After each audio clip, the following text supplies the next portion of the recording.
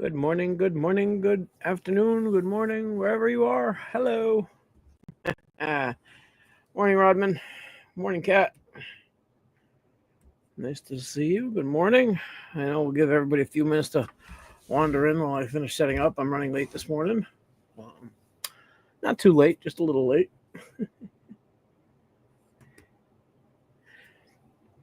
So today, we can do a lot more questions if anybody has any. Not a lot going on. Couple little things for show and tell. We'll get to that. Hey, what's up, Marky Z? What's up, Mark? Derek? What's going on, Derek? What's going on, Mark? Jesse? How you doing? Oh gosh, say good morning to everybody, to each other. Yeah, I'm just tired this morning. I got called into work yesterday at 6 instead of having another day off, so I ended up working 6 to 10 last night. So I was up pretty late. Morning, nerdy. How are you? How's everybody doing? Everybody having a good weekend? Anybody have anything interesting going on? JC Cat, Jolie, what's up? I didn't see JC Cat. Anyway, so yeah, it's been a fun couple weeks or it's been a fun week since last Sunday. Coming in on early last week was nice. Ended up working basically from last Tuesday, not Tuesday, but Tuesday before, all the way through till Thursday, and then Saturday at 6. So I got today and tomorrow off. I got to make some bubble, or at least make some hash, for a few friends.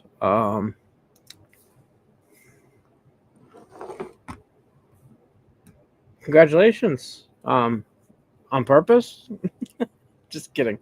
Yeah, nice and cool. Awesome.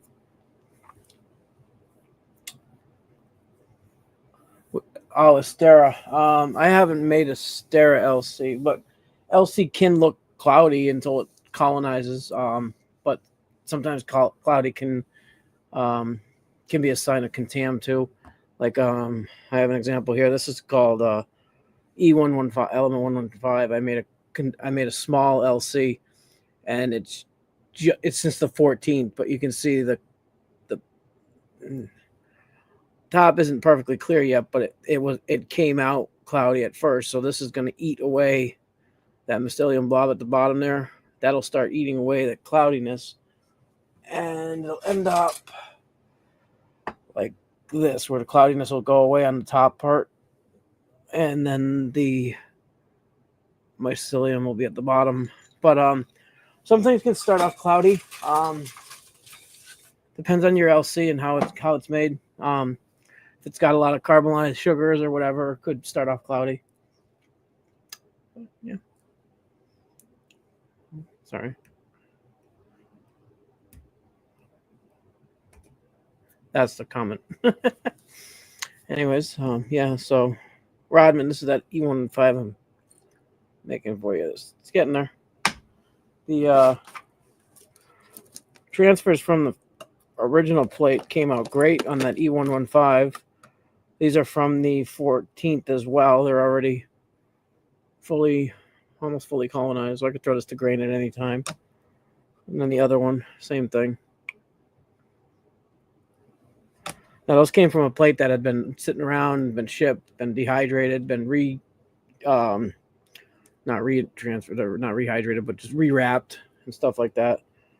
And that IGY Rodman, that's looking good too. I lost one of them. Had a little blotch or something on the corner. And then the DC Mix is looking good.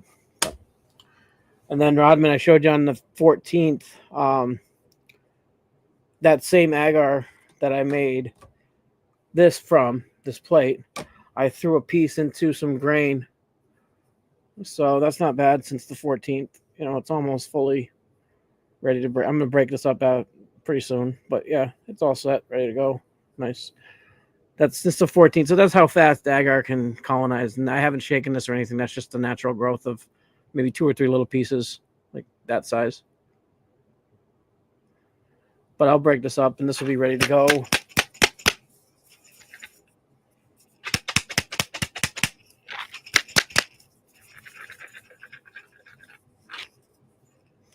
That'll be probably ready to go within 3 or 4 days.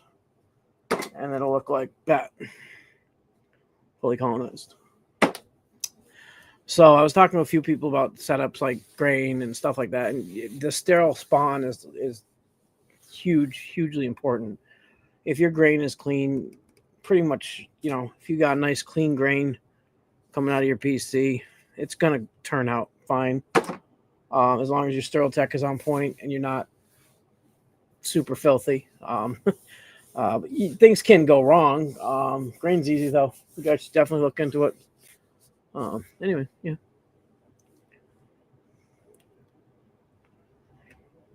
Yeah, I don't know much about Astero specifically. I know like Pan-Cyan mycelium can look very tomentose.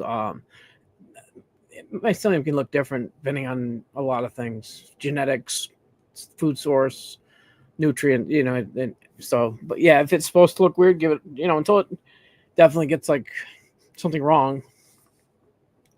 Like you can tell when you get trike or when you get bacteria, but if it's just a different genetic, sometimes they just look a little different.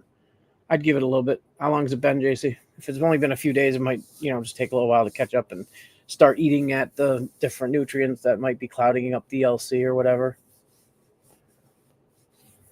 Yeah, exactly, nerdy. It just, I have, this is DC Mex. It's a mixture of DC Mac and Mexicana, and it's just wispier. It's not a thick white coverage. It's more like a tomentose coverage. Some of it's getting whiter at the bottom, but most of it's just you can see right through it. But that's probably the Mexicana side of it.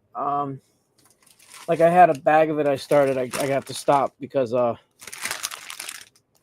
it looked good. It looked good, and then bam! I have one grain. Right. You can't see it in this light.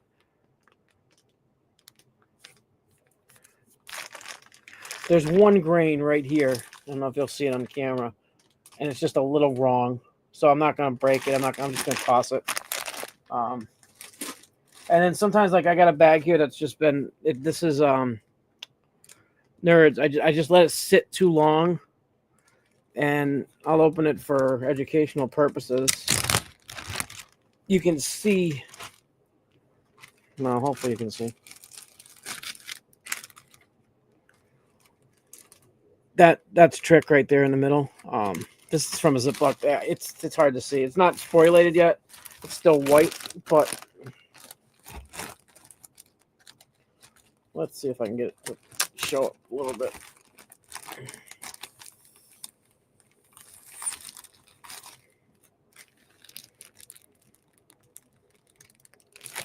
Right here, it started pinning over here, and then right over here, there's just a little white blotch that just isn't the right color. It's gone. I'm very brutal. That one little spot is all I need, and it's gone. And I don't know what it's from. I think a lot of times I have bad luck with bags for some reason. I don't know if it's especially like a Ziploc, all in, not all in one, but spawn to bulk into a Ziploc. I just did that because I had a little tiny bit of spawn and CVG left from an old batch. Yeah, that's been sitting for probably in the colonizing for probably, I don't know, at least, I can't read it, of course, since January 17th. I knew it wasn't going good. I just kind of let it go on the side to see what would happen. Yeah, that's, I just toss all that shit away as soon as I see anything bad. Don't get tricked. No, not nerdy, not nerd nature, nerds.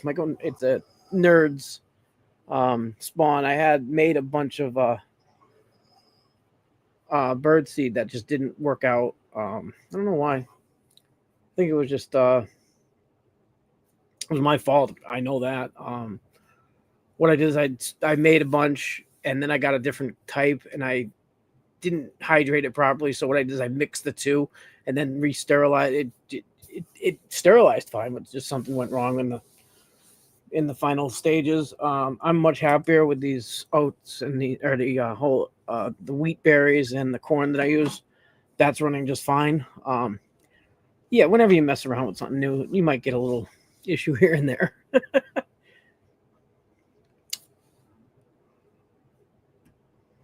Nice. Nice job, Waz. Have fun.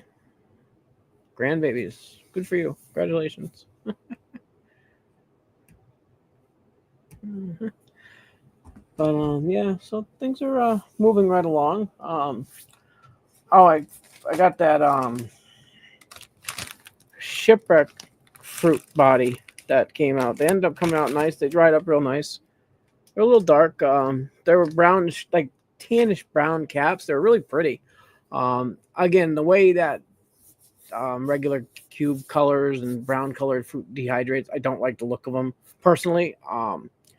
They're fine. They work great. They look great. They taste fine. But like just the prettiness of this. Let me show you one of these. This is the icebergs that I harvested. I mean, when you look at the little dehydrated fruits here, you can just see, cute little, nice little chonkers. That's probably a single. That's dehydrated. It's nice and dry. They came out a little hollow on some of them, but nice little chonkers. Let's see if I grab the scale. I bet it's probably a gram and a half, maybe 2 grams a piece. 1.06, so that's a nice little micro. But yeah, I ended up with a whole little bag of them. They're nice.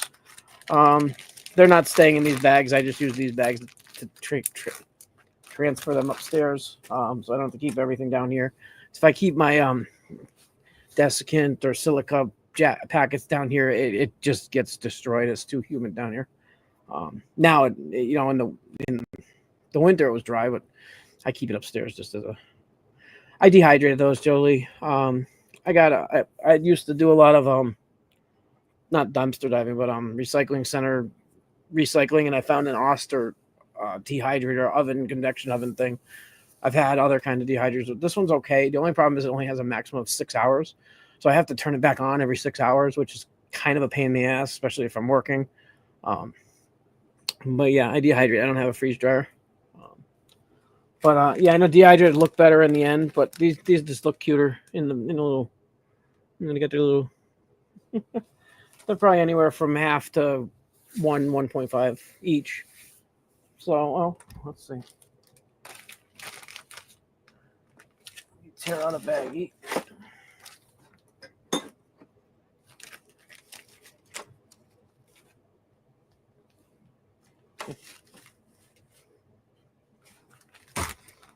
Let me get a baggie to stay on the scale.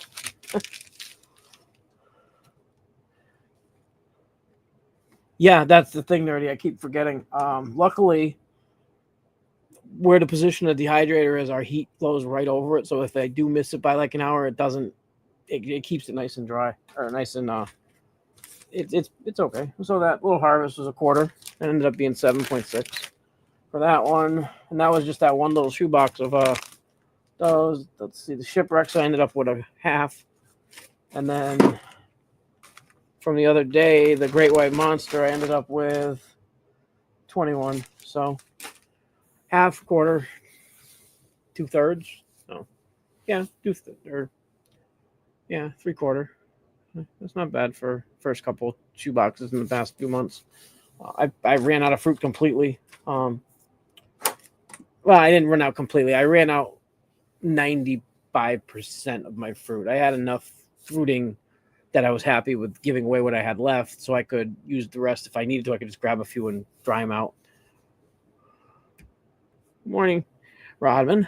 I was just showing the picture that those plates I was making with that E115. They ended up coming out nice, Rod, and so did the IGY.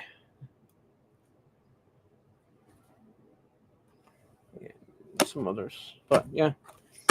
So those plates came out nice. Not bad for 8 days, almost fully colonized. So how is everyone doing? Anybody have any questions? Feel free to post them in the comments. I had a chance to check out the Saturday night sesh with Make DMT last night. Um, I didn't catch it till the end. I was just sleeping or whatever. I caught it near the end of his live stream. Guy's an interesting person. I believe his name's Walter. I'm not don't 100% on that one, but his YouTube is Make DMT. Um, he's out in in Colorado area. He's a really interesting guy. He knows a lot about psychedelics, definite psychonaut. Knows a lot about how to create not substances, but extract and all that stuff. He's actually a kind of fun guy to watch. He does a lot of live sessions. You know, um, I was kind of curious about some BCAP vine for making chunga, which is a infused smokable herb of some sort, but it's a longer lasting. The BCAP vine has an MAOI in it, so when you smoke it, it will increase your duration and strength of substances that you use it with. He's got a YouTube channel. Make DMT. That's the actual YouTube channel. He has some videos on the snow tech that I learned from. Yeah. Nice, Jesse. Nice.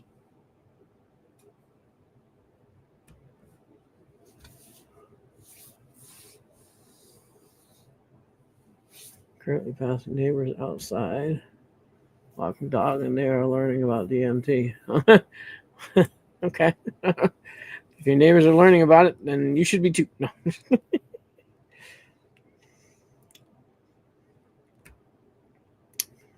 Cool. Now we just got to get a legislation out in Tennessee to change. And then our friend Daniel would have some freedom down there instead of being hostage to the government. Whatever. That don't matter. It's not my state. So I know someday I'll be moving. I just don't know where. Someday, maybe. I don't know. We'll see what happens. Excuse me. Been feeling a little better the past few days. I went to the doctor's on Tuesday and got some antibiotics. So that's a plus. Oh, I don't know if I mentioned it here. This is funny. Well, it's not funny, haha. It's funny, like what the fuck, funny.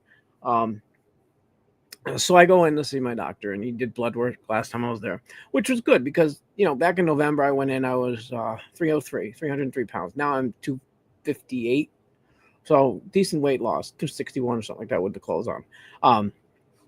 So he said, okay, I got your results back from your blood work. Your A1C is down to 6.1 from 14 like a year ago. So that's good. He goes, your blood pressure's down to 112 over 78, which was good. He goes, I'm a little concerned about your cholesterol. I said, I looked at the testers, or, the lab results on the computer because you can look at them. And I looked at them and I'm like, okay, they're all within the green, acceptable range, except for creatinine, which I could understand that. I had fasted the night before, so my P test was probably a little off because I tried to keep everything down for for the blood work. You always do your best for blood work. So I was like, okay, that's fine. I think my kidneys are functioning fine. So he said that same thing, and then he goes, but I'm concerned with your cholesterol levels. I said, okay, what do you mean? He goes, well, we got this new program where we're going to enter your numbers into the system, and I said, okay. So he goes, okay. He entered in like every number from the blood work. And he goes, now I wish I had this before I had my stroke or my heart attack. I forget which one he said. I said, oh, really? Wow. Okay. This sounds, now I'm saying serious. Okay, cool. Yeah. He's going to save my life here. Right. He goes, so after the concerning numbers I'm seeing here, and he goes, typing in. He goes, let's see. So in the next 25 years, you have, let's see, this percent, a 3.7% chance of having a stroke or heart attack in the next 25 years.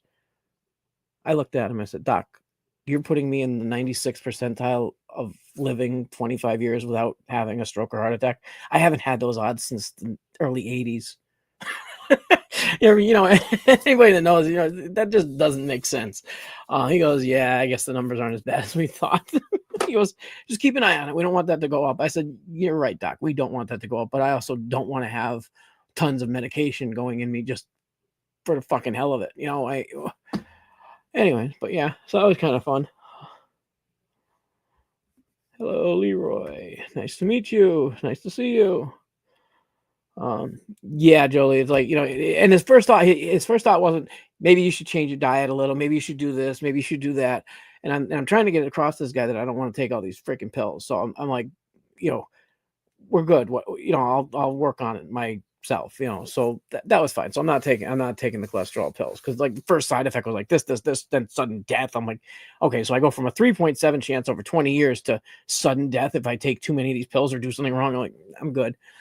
But then I was like, my neuropathy is really bothering my legs and stuff. And he says, okay, well, we're going to wrap some pepper juice on your legs. So apparently this capsaicin or some crazy treatment they do now where it's basically like pepper juice. They spread it all over your legs for neuropathy, numbness, and tingling, and wrap them up, and you sit in the doctor's office. They do it in the doctor's office because apparently the pepper sauce can burn if it's done wrong.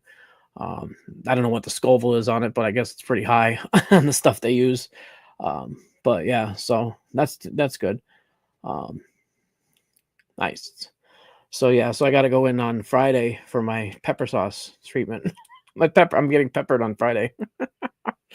And then also at the same time, I'm seeing the doctor that does the pepper sauce. I've seen him before. He's going to check out my back.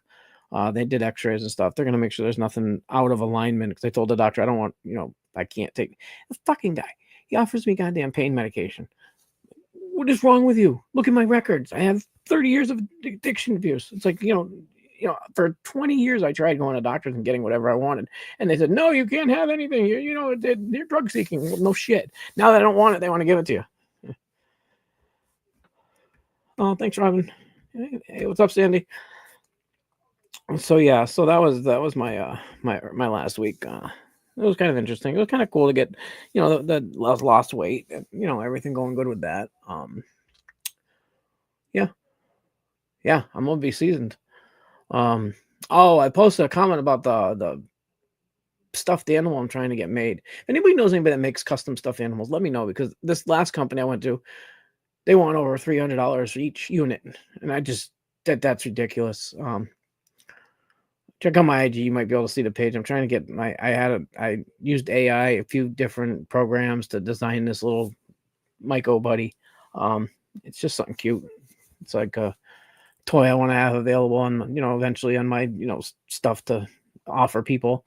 Because I'd rather, have stuff cute like that's available than try to sell, genetics and shit like that. That's not going to probably end up being my thing to sell. It's going to be, something else. Genetics are more fun to make yourself, or to make, it's just so much more fun. I mean, if somebody needs something, we can work something out, but I'd rather have other people do that stuff. I'd rather do my own stuff and come up with something cute at the end, and just, I don't know. Selling this hobby stuff is not big for me. I'd rather find another way, whether it's extracts or something else that's not as personal involvement, I guess is what you'd say. Like when I grow mushrooms, I'm actually, involved for like 4 weeks, 5 weeks of getting everything step by step. And if I'm using agar and working on plates, it's an even longer process, and it's just too much to just, give away for people to like when, like the podcast last night, like I was saying last night, everybody just grabs onto your genetics, copies them, and sells them. And like, yes, everything I have is probably from somebody else except for my crosses, but I don't sell it. I just, if I have a friend that wants to try something, I give it to them, and I make sure they know where it came from, or as best I can. If I've purchased it, that's, a little different. I'll grow it first. But stuff I've gotten plates of and test plates and stuff, I just give them, friends and stuff if they need stuff, cover shipping and stuff. That's about it. But yeah, but yeah, so I'm having fun with the purple dye still. This stuff's still going good. I got a plate in the freezer right now, chilling to precipitate out. I'm gonna do a big batch next. Yeah, I got some new toys. I don't know if you can see back here. I got myself And no, this is not necessary at all. This was just a nice little thing I wanted, and I got a nice little separatory funnel. Um, some graduated cylinders and some squeezy ball thingies with the pipettes, whatever you call them. Just some fun toys. No, you don't need any of that crap. I just did it because I had some extra money and I wanted some nice things. But yeah, got it on eBay or on Amazon Nerdy. They actually work great for the water wash when you're doing the MHRB extraction. Basically, what you do is you do your pull.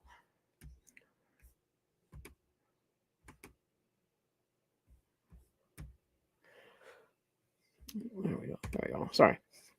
You do your first pull, and you end up with some of the black stuff at the bottom. You know, the mixture at the bottom. And then you do your water wash. So you pull it out of there, and you squeeze it in the water. And then what I do is I take my graduated cylinders full of water and naphtha, or the aqueous layer, and then the water layer, and then you pour that in the separatory funnel. You can pour off the water perfectly because the water is heavier than the naphtha solvent. So when you pour it, you gotta be careful. You use 2 hands, hold your funnel and stuff. You open it up and it just, and then you have a pure naphtha in your separatory funnel. It's actually really nice for doing the water wash separation. You don't need it though. It was something I thought was cute. It's good to have. So if I ever need a real separatory funnel for doing or to do other extractions or whatever, I have it. But yeah, it works out really well. The first batch I didn't do it right. I made a small test batch in a little 4-inch dish with a little bit of naphtha layer, and I guess I got some water through. The water wash got some water through into it, and I ended up with ice cubes, not crystals, literal a little patty of ice in the bottom of water, which was fine. I decanted it off into a new glass dish, left the ice in the bottom, and it just went away, and then the crystals precipitated out in the next dish. But it wasted a little bit of time, maybe 24, 36 hours that it froze, and then maybe lost a percentage of what was in the dish. So it's just, hey, Myco Nerd, what's going on? I saw you last night. I think it was here on one of the other lives. Yeah, but still a little stuffed up. Yeah.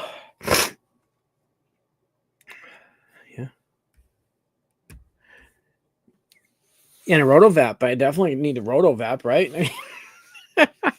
The Lion's Mane grow came out really good. I had made a little 1 to 2 pound block of wood masters mix with Lion's Mane. I ended up with 102 grams of fresh Lion's Mane off that, which is almost 4 ounces. So a 1/4 pound off a 1.5 pound block. That's not bad. I got a second block going. It's fruiting now. I can grab it. It's right here.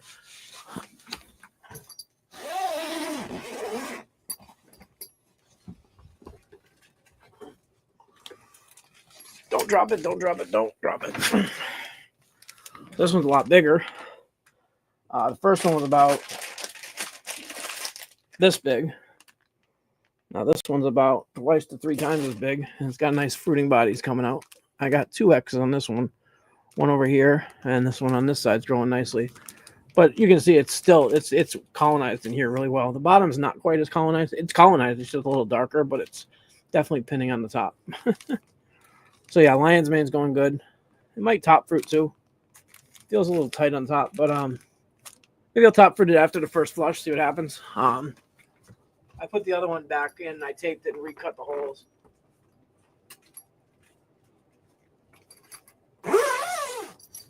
But yeah, so my Lion's Mane is doing well.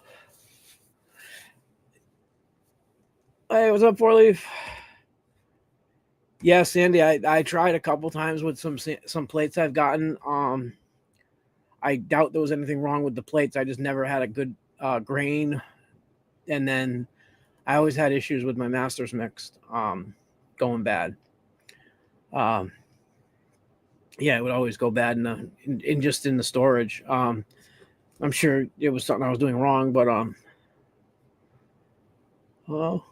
but yeah. So, but this is my first successful Lion's Mane Herbaceum grow, so that's good. I'm trying to just get a better, broader skill set, knowledge set of different things and how to do it.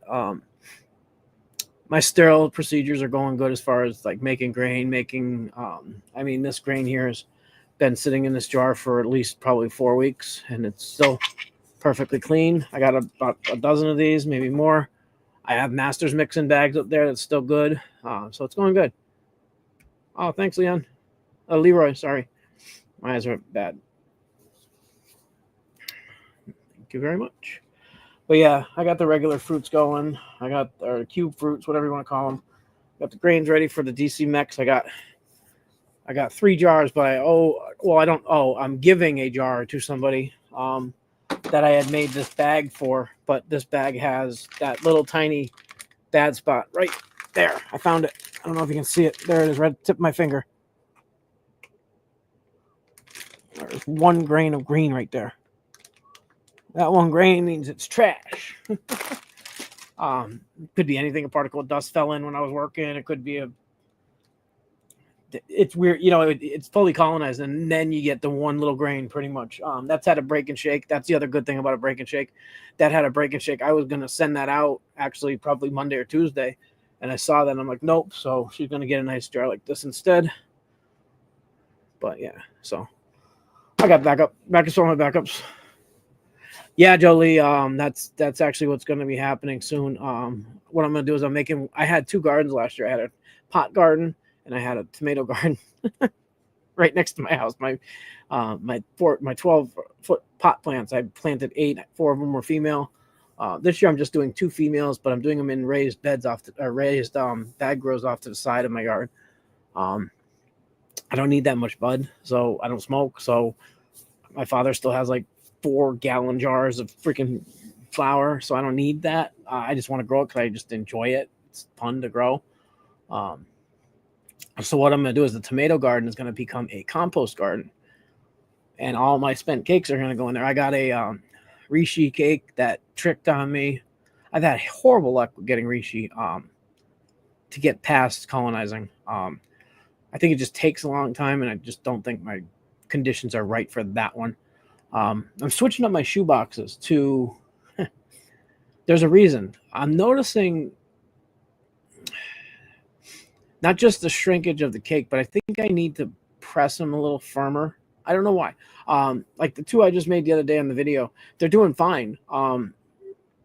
One's colonizing a lot different than the other, and I remember I pressed one a little harder. So I ended up ordering these. They're basically 6-quart shoe boxes, but they're only like 3 inches tall on the side, and they have snap down sealing lids that are flat instead of having like these lids on regular shoe boxes. They have these, like, for the ones I use, they have this like inner lip that's lower. So what happens, I think, is the water drips down, condensation builds up, and then it drips down from the low spots. I'm trying to find a lid that's more convex, or just using aluminum foil or something inside. But yeah, so yeah, it's just a different process. I think I paid $2 each for the new ones I'm trying. Got them on Walmart website. They'll be here later. I don't know exactly what time.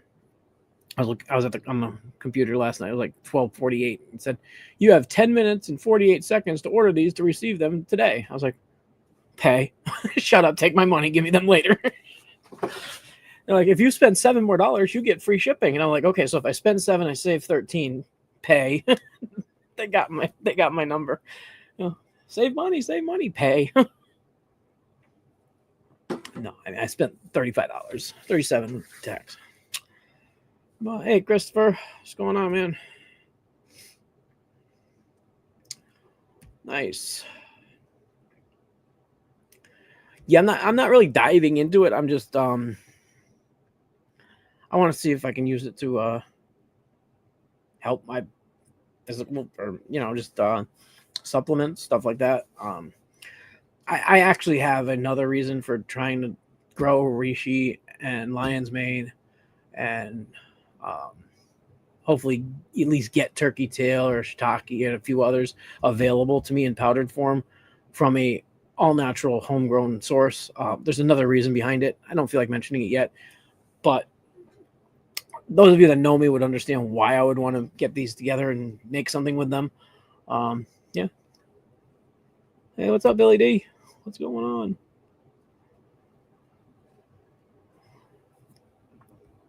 Yeah, nerdy. At this point, the only reason for me to grow cubes is to either help other people and just yeah, or yeah, you understand. There's people that need it, want it, whatever. It's like okay, that's not my goal. I'm not gonna feel comfortable supporting myself off selling it, so it's like okay, I give it away really cheap or really when you take like a half and you say okay, here's a half or 2/3 or 21 grams, just give me $20. That's cheap. I mean, $10 for like a quarter. It's like, I don't care. I just want to make my, cover my shipping, cover my cost. It's like, I can't do that. Some people need it more. But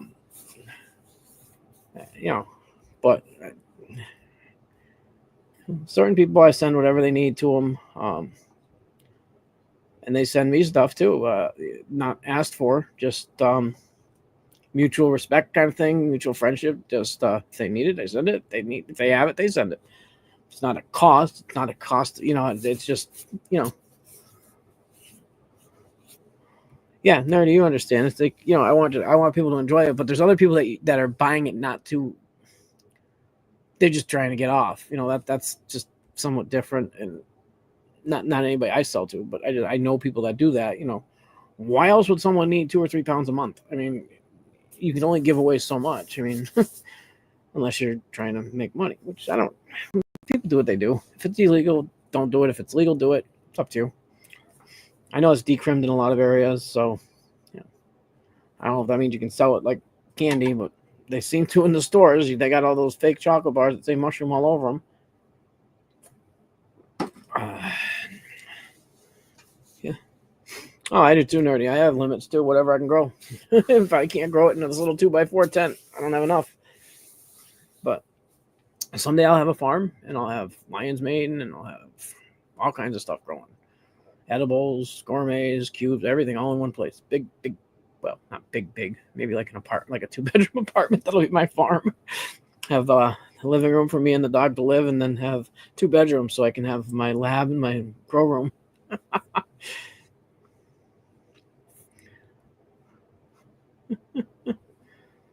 Yeah.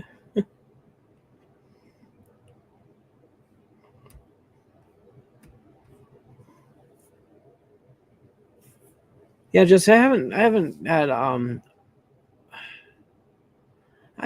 don't know.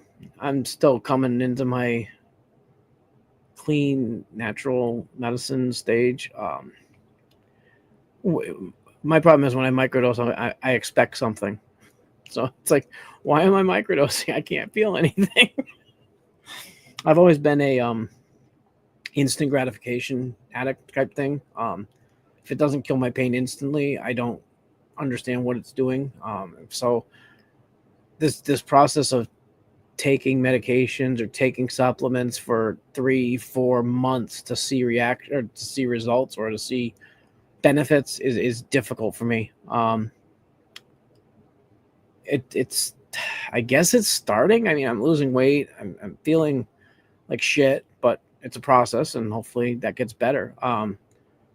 Like okay, last week I was waking up every hour on the hour, feeling like I was inside of the fuzzy TV screen, like everything just vibrating, that high speed fuzz feel and pain. Now it's only taking me a half hour to get out of bed instead of 2 hours. So is that better? I'm still getting the same feeling. It's just not lasting as long. So am I going to have to accept the fact that I sleep for shit and I'm going to wake up many times? I have found one little relief. My new vape with the DMT in it. If I take a few hits, not few breakthrough hits, like a few just, I'll get this warm, fuzzy feeling. It only lasts like 5 minutes. Don't think this is like a solution. This is just, it gives me 5 minutes of relief, and then it's weird. The vape pen I made for it, it's just like one of these. It's got about a 1:2 ratio of DMT to vape juice. Not this one. This is just tobacco or nicotine. So I eat bananas, Jesse. I eat them all the time. And I take vegetable and fruit supplements. So there's plenty of potassium, and I have all the vitamins and nutrients I need. Oh, I gotta take my yeah. Anyways, so anyways, I've noticed that if I just take it, basically it'd be like if you were to use DMT normally, it would be the first um vaporizing of what usually do 1 2 3 or 1 2 3 4, and then you go woo bye bye. But that first one is enough to get that warm. Okay, my legs stop tingling. I can feel my feet. Everything's in 4D definition at that point. I can read. I can see everything.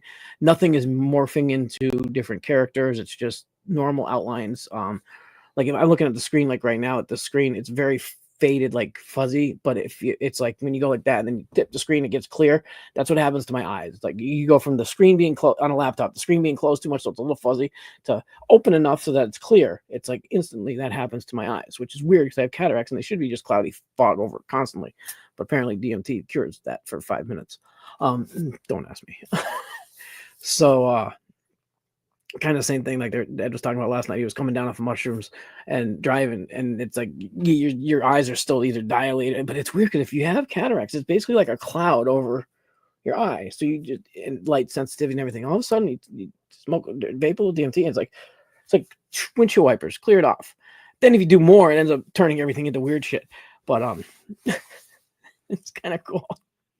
So, anyways, I've had this new thing where if it's like 4 in the morning and it's just too much pain, I turn on some music. I have music on usually, anyways. I turn the TV off. I get the room dark, and I'll take that. And it's like 3 hits if you're just doing like not holding it, just going, and then hold the third one for a little bit. You're not keeping enough in to really make a difference. But you get that closed-eyed, maybe slightly open-eyed. You'll get that what I call it the brain pattern. It's like if you ever look at the human brain, it's got like ridges and bumps and lumps and cool things, but it's got this like wormy status. Now picture that in just like a black background with your eyes closed, and then having like that wormy not mandala, but that pattern, but more symmetrical. It's not as random, but it's like that same like worm, that oval Tetris block kind of shapes. It's kind of cool. And what happens if you just sit there, it'll just start rocking slowly back and forth, back and forth.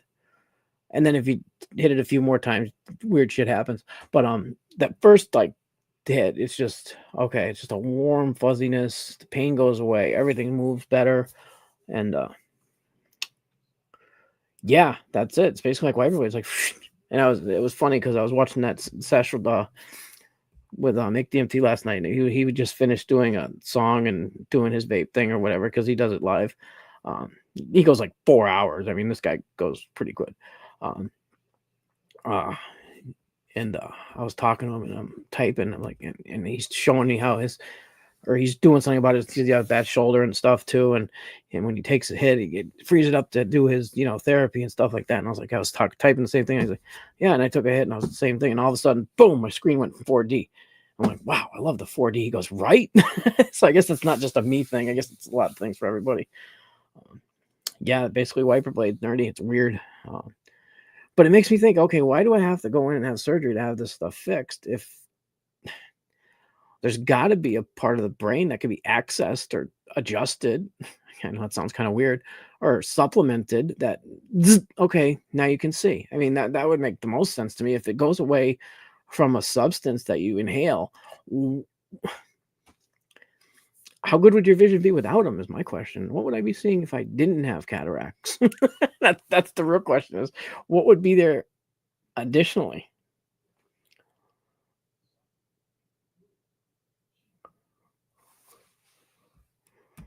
Yeah. I think weed is a rabbit hole of long discussions. All natural farmed outdoor grown weed, I think, is a wonderful thing for anybody to try or do, but the genetics have been messed with so much. Even like people I know that say, just weed in the 80s and 70s was just different. It was just more, I don't know if it was more medicinal, less medicinal. I know I see people on the daily that smoke a lot of weed, and some of them are doing fine. Others are a little forgetful. But yeah, I mean, I literally grow weed for free and ended up with like 5 pounds. So yeah, exactly, Jolie. I mean, I grew 4 plants that were female. I ended up with almost 5 pounds of weed plus fresh frozen and all kinds of other stuff to make bubble with. and not 5 pounds total before cleaning. I don't clean it that well. If anybody's had any of my flour, they know it's got a lot of leaf on it.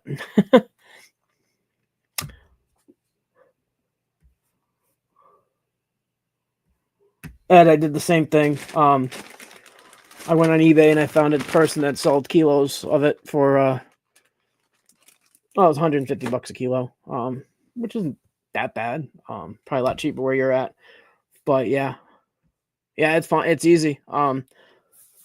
Hit me up if you need it. I'm sure you. Yeah, I'm not even worried if you know how to do it. But that new tech I was doing, the cold tech, basically, it's basically everything's done at sub 50 degree, 40 degree temperatures. Your base, everything. It's actually kind of cool. So apparently, what it does is it takes less of the color and the jungle spice out of the root bark. Yeah, but the product came out really well. It works fine. One thing, another subject, when I was at the peak of my cold, like about a week ago, and I was testing it, and what I would notice is I'd get the good effects, but then it would be like all of a sudden I was sick. I was like throwing up, or it was making me gag or whatever. And what it was because I was all stuffed up, and it was like basically it felt like it was just trying to clear me out. Because last night I did it and I didn't get any of that, and it's the same exact stuff. So I know it wasn't the stuff. I had thought for a second maybe it was the PG I'd got, the glycol that I got to make the vape juice, to make it into a vaporized product. So I tried it with just raw product on foil and did the same thing last week. And this week it's fine. But yeah.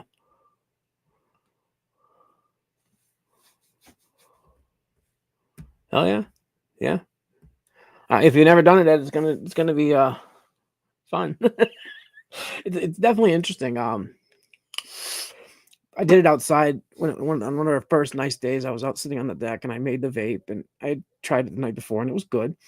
But I had noticed that I was getting a lot of cartoonish characters whenever I would do it, and I would be watching TV or watching a music video, and all of a sudden the character would go from like a normal person to like a Roblox kind of animated Roblox. It was really, really weird. And then I'm not going breakthrough yet. I'm just talking just the basic effects. So I was sitting out on the deck. I brought Buddy outside. I figured, okay, Buddy's out here. If I go, lamp, he'll, wake me up or something. Yeah, I wasn't really thinking it was going to be a big deal. So I'm sitting there and I'm looking at pine trees just waving in the wind. Okay, so I just took 3 or 4 big long hits. I was kind of going for it, and I'm just sitting there, and all of a sudden the trees went from regular trees to basically it looked like Brock's Lego treehouse. That treehouse he showed on his show the other day.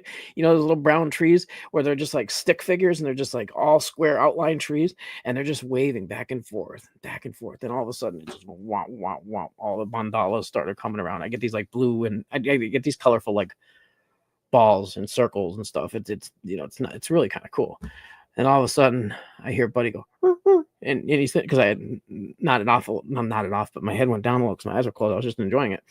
And he comes over and he's like, okay. And I'm looking at Buddy. He's looking like a freaking cartoon character. Oh, man, it was hilarious. So I'm over there petting him and he's oh, God, it was awesome.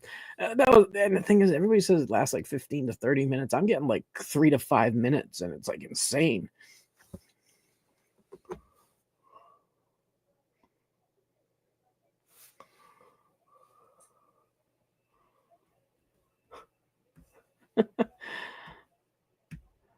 Yeah, it's easy to tell who it is. You just go on one of his live streams; he'll be there in person. We don't, there's a bunch of us that just gave up on hiding. Not saying you were. I'm saying there was a lot of people that weren't showing their face and just like, okay, they're being discreet. Now more and more people are just like, yeah, it's just me. Then it's actually helping probably keep people from trying to steal sites and all that stuff. But yeah. Hey, what's up, Pacer? Yeah, about, I don't know, maybe 10, 12 months ago was when I first came on and showed my face openly. But yeah.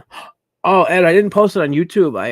I had done the adjustment, a grab and drag adjustment experiment. I thought you'd kind of find this kind of cool. I got these crochet needles with little hooks on the end, but they're mini. They're like 0.5 to 1 millimeter in thickness at the tip. But I don't know if you're gonna be able to see this, but they got a little tiny hook at the end. Okay. Now they're not very wide. They're actually really, really thin. So what I did is I took one of these, grabbed a fluff of cotton. Actually, there's a fluff on this one. Oh, it's plastic. Wait, was it like a little piece like that, like a little plastic thing on the end? So it hooks the cotton like that. Okay, that's plastic because it just ripped it out of the bag. But you sterilize it, you grab this, and then when you drag it through, it makes a nice wide wedge right in there.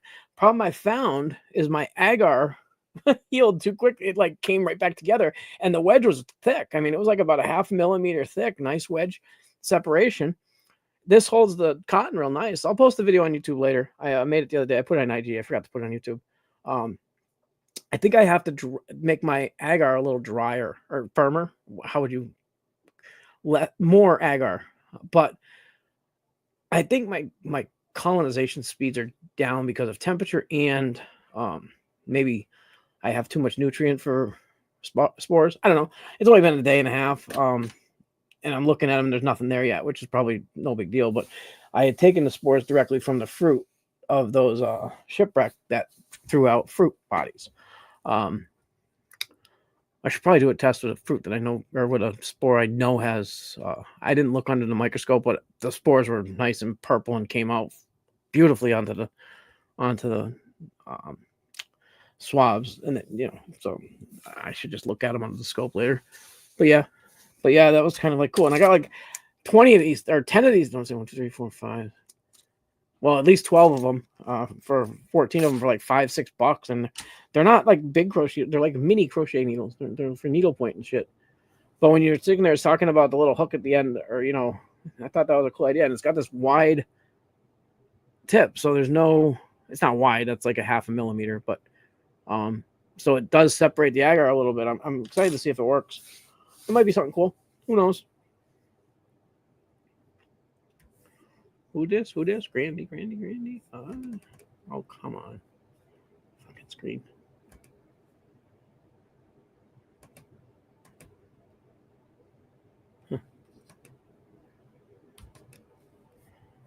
Thing won't let me scroll anymore again. Anyway. But yeah, so it's been kind of an interesting couple of days. So what I got to do later is I got to get the fresh frozen out and at least separate some dry hash. Use the I think I'll use 75 or 50, 46 micron bag and just do some powdered hash onto a foil or something. Collect it. It's just for a couple people that want to try it or that have tried I made bubble and then I turned it into a temple ball. And they would do is they'd take a nice warm butter knife strip, just warm it up, get some of the hash, and just put it right out on their papers, and then smoke a J. But yeah, that's definitely they heat up real quick and they cool down real quick too. But yeah, I was kind of worried that the coating would come off because I don't know if they're stainless or whatever, but it didn't. They survived heating and cooling a couple times. But yeah, my agar is it separates, it stays. Then you look back the next day and it's perfectly healed. So I think I need a firmer agar for doing my spores because that's not the first time that's happened with my grab and drag where they separate. And I'm not quite as rough as you are with the separation because I'm just nervous about it not working. And then I think the nutrient was too high. So I mean, it's only been 2 days, but we'll see. I got them all chilling out. But yeah, actually, let me show you. Yeah. So yeah, I went right through the agar and then it healed. I don't know if you'll be able to see it, but see the stripes in there? They healed right back together. It's hard to see. You know how it is with cameras. They just went right back together on the drag. But we'll figure it out. It's a learning process. But yeah, we will definitely see if they work. I mean, it's not easier. It's just different. I was just kind of interested in trying to get a deeper the separation like you were talking about in your video a couple weeks ago. But yeah.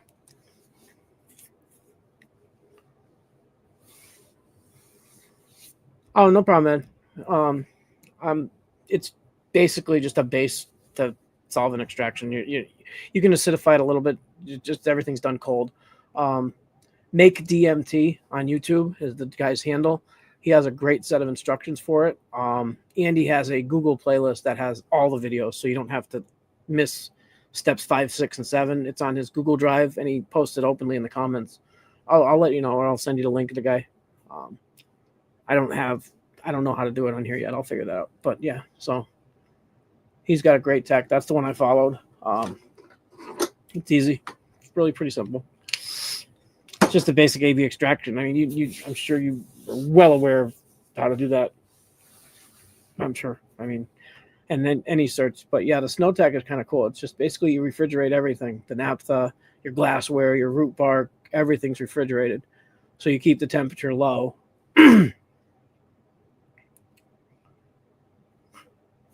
You can use a coat hanger to cut out a lot of things, Jesse. Let's not go there. No coat hangers in the chat. That's way too freaking political. Oh God, I was watching comedians last night on IG, just scrolling through. My algorithm is so screwed up. My algorithm goes from dog videos, mushroom videos, other substance videos, and just comedy. And for some reason, they think I want to see bikini wearing midgets and bikini wearing Down syndrome girls. I'm like, what are you doing to me? And I'm not trying to be rude, but it just the way, and these are things people post of themselves. This is not me finding stuff that people are making fun of. This is people trying to get made fun of. And it's just like, what is with my algorithm? I'm not even looking, and it's hilarious. I'm like, Rodman knows a lot of the comments, like guys, or a lot of the videos we see. Yeah, I'll send him something that'll be horribly freaking sexist or disgusting, and then all of a sudden there'll be a puppy saying, "I love you."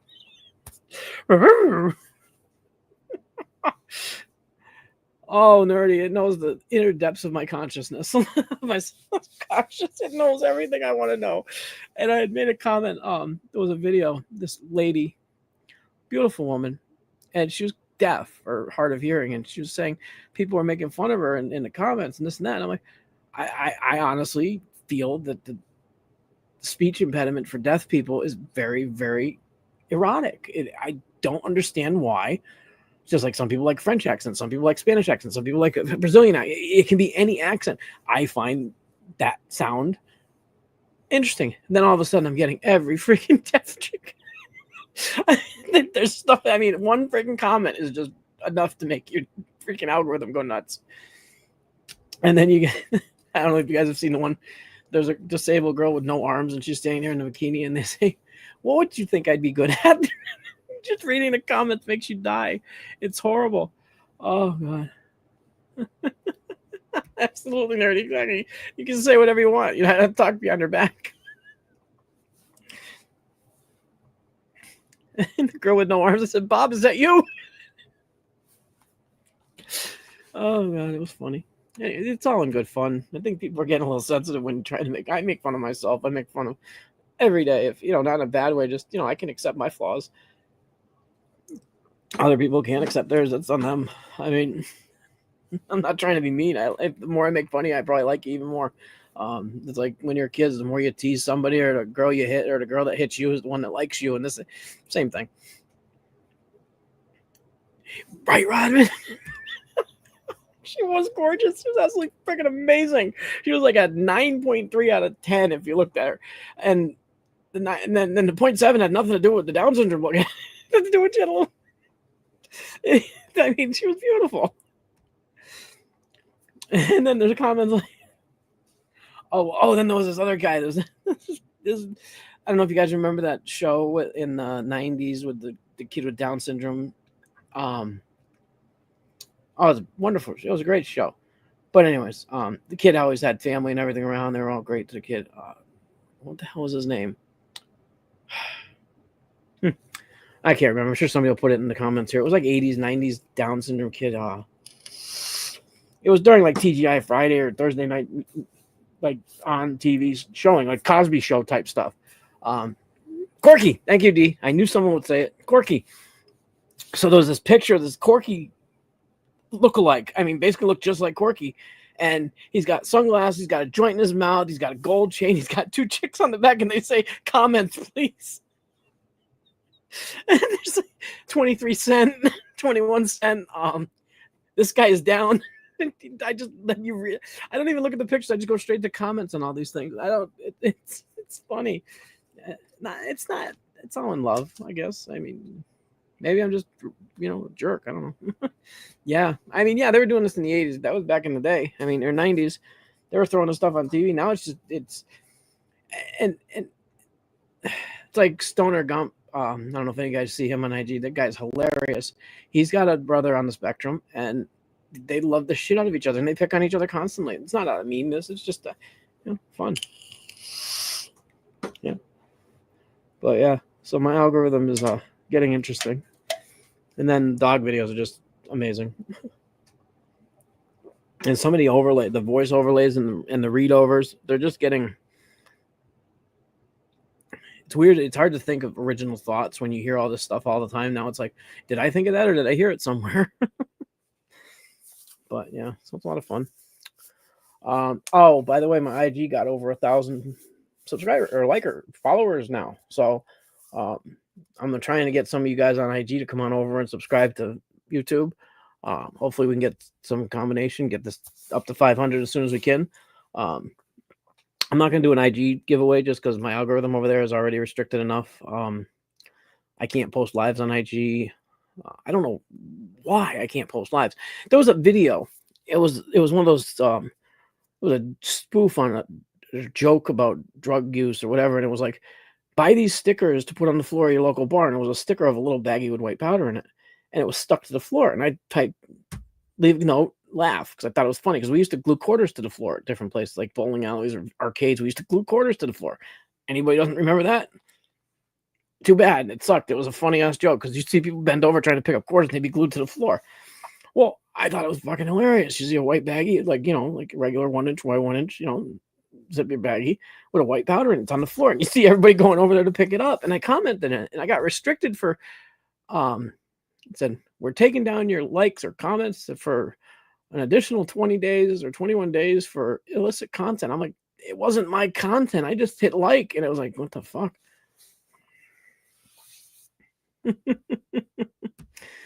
Let's stick to fungi. Okay. So anyways, and then I saw someone I got restricted a little further because there was a guy he was at a festival, like a music festival, and he tied a sheet of acid on the end of the fishing line. He threw it out, so there was like a little piece of acid being pulled across the grass, and you see all these guys going after it, running after it. It was hilarious. Like I said, my algorithm is really interesting. Hey, what's up, Mike? Nice to see you. Good morning, good afternoon, depending on where you are. Actually, I think, Mike, you're in Mass, so you're in the afternoon with me. But yeah, and I get yelled at in my comments sometimes from people that don't like my opinion. Oh well. I open their opinion and try to listen, but they just don't. They just don't like others' opinions sometimes. It's really weird. Yeah, people call you all sorts of shit just for fun. That's why I don't care anymore. I am who I am.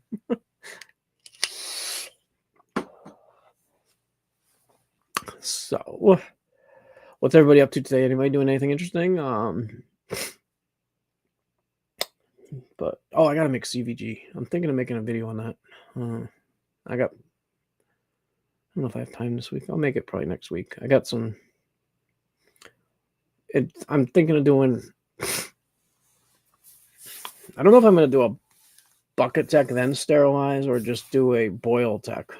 I don't know which one to do. They both work fine. I just don't know if I want to squeeze it all. Yeah, it's not that big of a deal, but it's simple. It's 650 core, 650 grams of vermiculite is about average. I usually go by volumetric measures. Like I use a 650 gram brick of core and then like 12 cups or something of CVG, but it ends up weighing about 50-50. And then like 4,500 milliliters or 5,000 milliliters of water is the basic recipe. Probably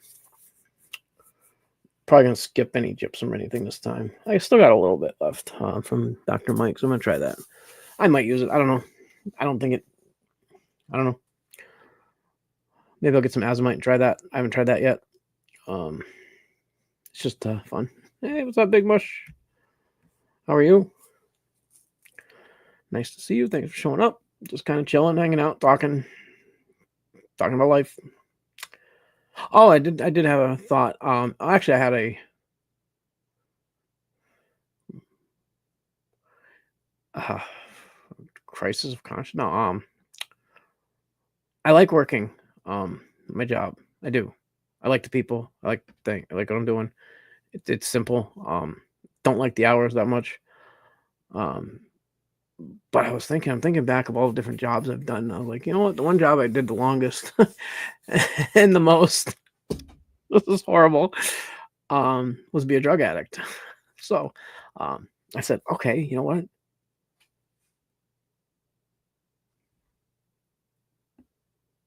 So I said, you know what? I'm thinking, what could I do that I could learn relatively easily? And I'm not talking drug counselor. I'm not talking anything in that field or working with anything like that. I said, okay, I know how to be a drug addict. I know how to do this. I know how to do that. I said, I'll try being a phlebotomist. I can work with needles because I work with needles with my LC. I've worked with needles many, many times. I'm very well of sharp practices and safety and use. And I'm like, I had a female friend back in early 2000s that she became one in like 3 weeks. So she took a course and she was making like 40 grand a week or a year after like a 4-week course. I was like, So yeah, so I'm looking into that. I heard a couple. Yeah, vampire, absolutely, Derek. I mean, it's an awesome freaking job. I mean, you get to stick people with needles all day. I mean, and you don't have to stand that much. I mean, you might have to walk around the hospital, but you get to sit, you get to relax, you get to play in the lab, and I'll have access to lab equipment, kind of, maybe. You never know. Centrifuges, tubes, all kinds of cool stuff. So we'll see. I talked to a lady that comes into the gas station. She wears the hospital jersey from UMass Memorial, which is our hospital in Mass, like not Mass General, but it's an offshoot of it. And she goes, I believe they're actually doing job training. Like you get hired and they train you right away and then you get certified. So I was thinking what I could do is I could just go online, get all the certification test questions and answers, study them, get certified, and then apply for the job. Just kind of like doing that a little backwards. Because the written certification test has nothing to do with actual contact experience. It has to do with knowing the rules and procedures. That's easy. You can go online and get on any test you want and just basically go over 10,000 answers. So you go to a 100 question page, and if you know the 10,000 possible questions, you're going to know the answers to the 100 they choose. That's basic, just easy memorization to do.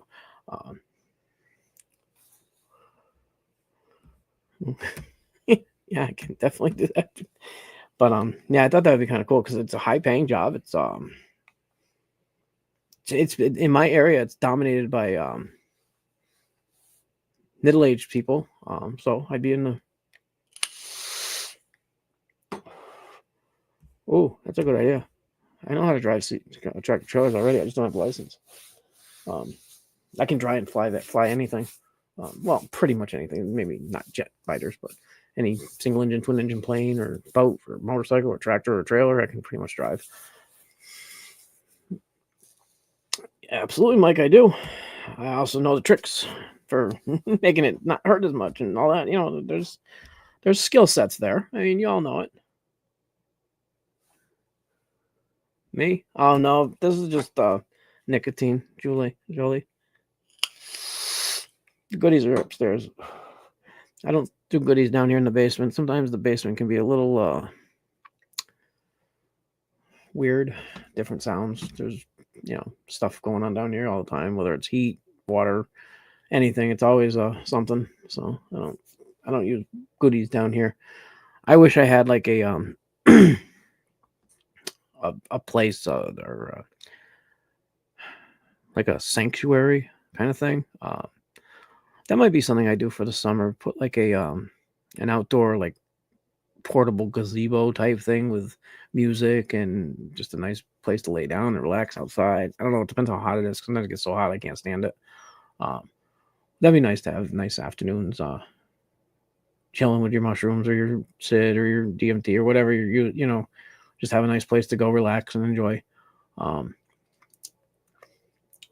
Yeah, been behaving this weekend. No illicit. Well, a little DMT, but that's 20 minutes at most. It's short acting, just kill pain type thing. I really want to find some sort of like a pain relieving, like CBD or maybe something vapable that I can add to my nicotine vape that has no I don't like the way pot makes me feel, so I want something that doesn't have that, but it still might actually relieve pain or ease tension on pain. Kind of looking into that slowly. Maybe I should just give up and start smoking pot, but I don't think so. Never really enjoyed it. So maybe when I get down, Robin, I'm thinking more along the lines of like something that I could have a couple friends over. We could have a nice session. We could just chill, have the puppy run around, just be outside and chilling. Even at night, just the problem is where I live. It's tough. Kind of like just an out, just basically what anybody else would do. They just go out for the day and have fun in the woods or whatever. But I'd like to have it close by so I could just do my thing. I don't know. It's weird. But, yeah. Because whatever I do, I usually do just setting is just my bedroom, nice and warm or nice and cool. TV or music or whatever. But it's just a 10 by 10 room. It's just a nice dark room. It's not. I think nature would be more fun to see different things.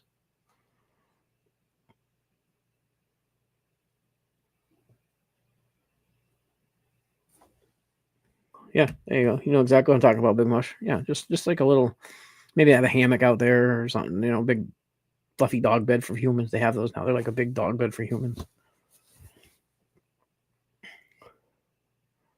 Oh shit! Sorry, Mike. I understand completely. Be safe. Make sure you got some Narcan or whatever if you're out there doing active shit.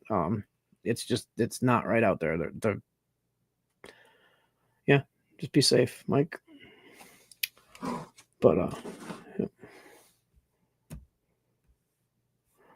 Up the road, hell, it's like 35, 40 feet that way. It's not even up the road. It's like swimming pool distance away. I just gotta let me have it or let me use it. That would work out really well. I actually have to go. I got some old video of it. I go over there and I open the door and I take some pictures.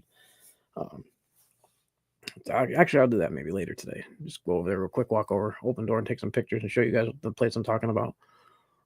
It's nice. Yeah, I'll post them up on AG later. After we're done here, I'll go walk over there and take a look. See. Yeah.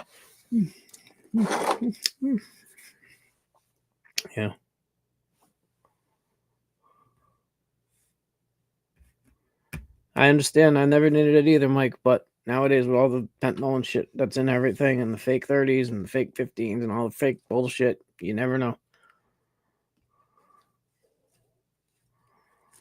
Well, you know what I mean. I mean, even if you just keep it, at your house or with someone that knows what you're doing, it's always good. I had it for the past 10 years sitting on my shelf in my kitchen because my mother was on opiates and she had pain issues at the end of her life, and we kept it just in case. And I never used it, but I had it. Just go down to any local methadone clinic or any local detox, and they'll hand it to you. But yeah, I understand.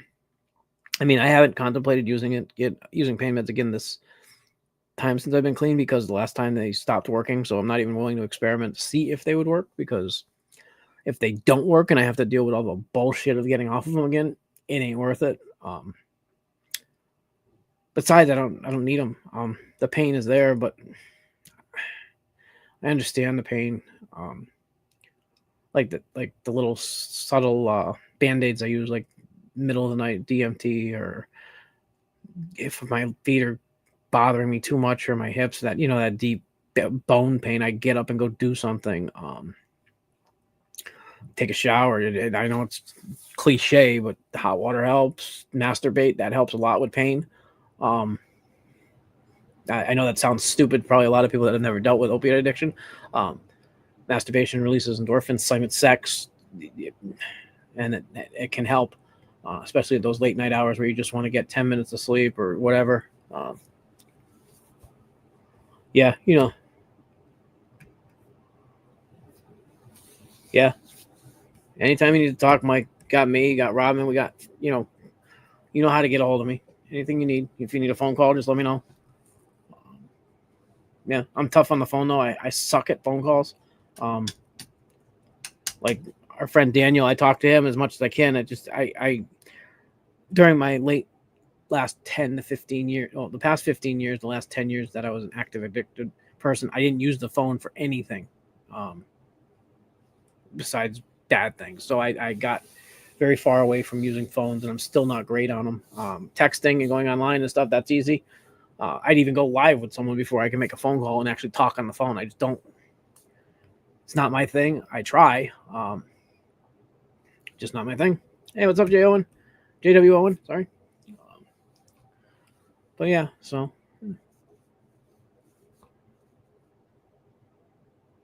Yeah. No, Mike, I get that. It's phones suck. I'm more, let's talk in person or let's, text or email, because sometimes you just don't want to talk to someone no matter how much it's a loved person or a friend or whatever. It's just talking is sometimes pain in the ass. You never know if you're saying it right, especially on the phone, because you don't see that facial reaction. You don't see anything like that. That's kind of my thing. I like to see persons that I'm talking to. Oh shit! I lost the screen again. Son of a bitch. Jolie, I'm trying to see what you said. Oh, there we go.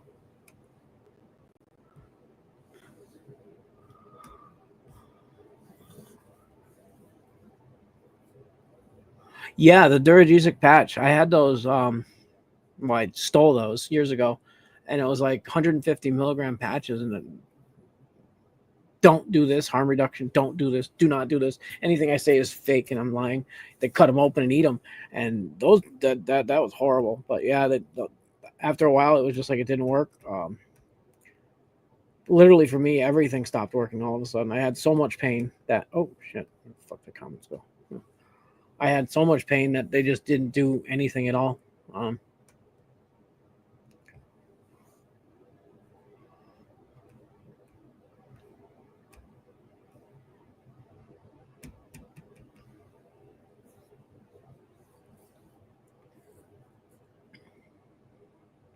I understand that for life. Pain management is fine if you're managing it properly, and you're not. If you're taking pain medication and it's prescribed once or twice a day, and you're taking it 6 times a day, you're not as prescribed. I found out with my mother being sick that she had so much pain because of how much pain meds she was getting. The last 2 years, she was given she was gone. She weaned down from taking 6 to 12 30s a day, instant release, down to 1 or 2 15s a day, and she was getting more relief 6 months after that started happening from a smaller amount, because they just break you up. They go from 5 milligram Percocet to freaking 30s or to more. I mean, I remember people getting 200 milligram morphine tablets, 3 times a day, 4 times a day, and the more you take, the more pain you're going to be in. Proper management is fine. I understand that some things, pain is medically necessary to be managed because pain can prevent healing. So you need to be out of certain amounts of pain to lower your stress levels to get your body to let it heal. So there are situations where you definitely need pain medication, surgeries, anything like that. I mean, I honestly went through a surgery back in last March into my stomach. It was endoscopic surgery. I was under full sedation, but I didn't take any narcotics. Not after surgery, not during surgery. The only thing I had was propofol, whatever, however you pronounce the white milky stuff they inject you, and then you go bye-bye. All I had was propofol. I had ibuprofen and Tylenol, and that was it, and I managed it.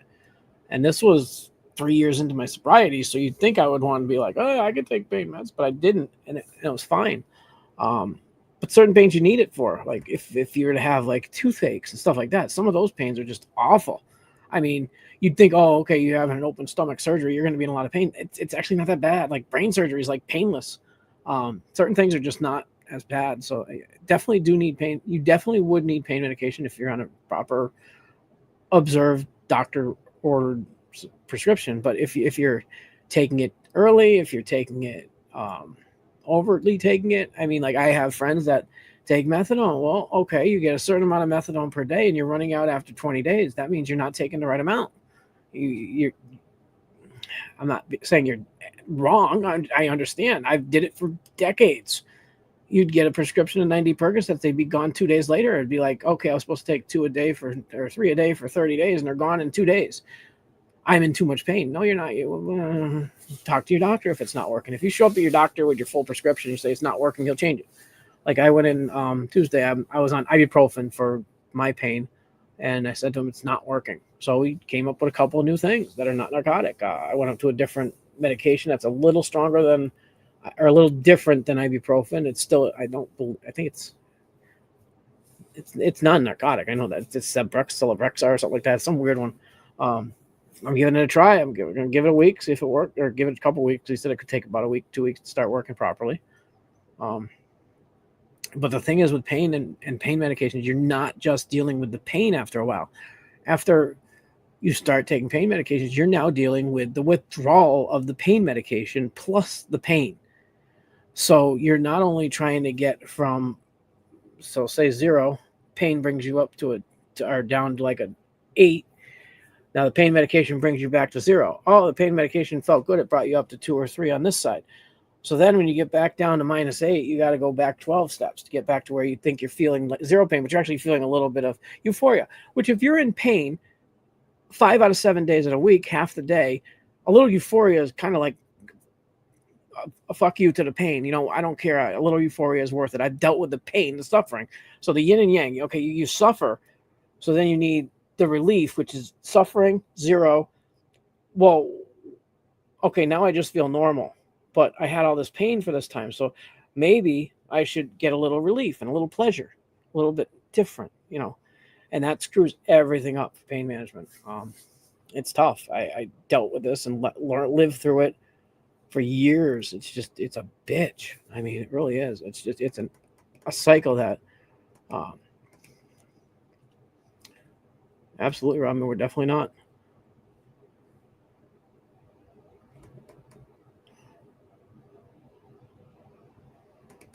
You know what, Mike? Yeah, exercise is key, but you know what? I'm overweight. I'm weak. I'm probably malnourished. I'm probably not 100. Well, I think I'm getting healthier, but you know what I mean? It's like exercise. Doctor tell you to exercise. Well, I started December 23rd. I started working where I'm on my feet 8 hours a day, 6 hours, 6 days a week. And now it's been December, January, February. It's been 3 months of that, and I'm still feeling like shit. But you gotta just keep trying. I guess that's the only thing I can do. I mean, it sucks. I mean, yeah, I would love to be able to take a magic pill and feel better all the time. And maybe that's what I'm looking for in psychedelics. I mean, maybe I'm trying to rewire my brain to get out of those. See, that's the thing with mushrooms, that I didn't feel good the past couple weeks, so I'm not touching them. The DMT, it does have a little bit of I think a analgesic effect on the body, but it's so short lasting that, even if you try to keep doing it, like I've had nights where I'm, tried it, take a few hits, go again, wait 10 minutes, do it again. It doesn't affect you the same the second time within several hours. I go from that nice, whooshy, warm, brain very, very wormy pattern in the back of my eyelids. I go from that to then if I do it again in 20 minutes, the warm fuzzy doesn't happen. It's more of an electric, high intensity, like visual. It's different. It's like, okay, you can have a little relief and that's it. The next time it's not going to be the same, which is actually nice. But then I just say, okay, well, I don't want to do it again. I'll wait 5 or 6 hours. If I'm still up and not working, I'll try, give myself a little relief. But if I stop, I stop. Until last night, it'd probably been a week or longer since last Saturday. I mean, it's not something that, same with mushrooms. If I don't want to do mushrooms right now because I don't think my body's ready for it. I've been sick. It's just weird. You're good though. This is all stuff you know it. It's nothing new. We lie to ourselves and say that's not true, but we all know that we take pain medication probably more than we should if we're addicts. Admitting it's pretty much hard, but unless you're talking to another addict and it's like, yeah, of course I did that. But yeah, it's just life. I mean, you're not perfect, neither am I, and we're never gonna be. Nobody will be. Just do your best. No, Jolie, it's Celebrexa. It's I've heard of it before, decades ago. It reminds me of like when they pushed Toradol or Tramadol out on people, and now they found out like Toradol is addictive as well. I definitely checked into it's not an opiate. It says it's non-addictive. It's supposed to be like the next step above ibuprofen for nerve pain and the type of pain I have. I know ibuprofen doesn't do shit. Tylenol, aspirin doesn't do shit.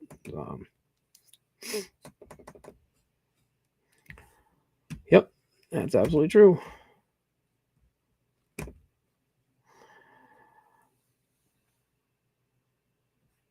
Yeah, Bill, there you go. This is the hardest thing I have is ibuprofen, Tylenol, Celebrex, or whatever the fuck you want to call it. Okay, have a good night or day before leave. Whoa.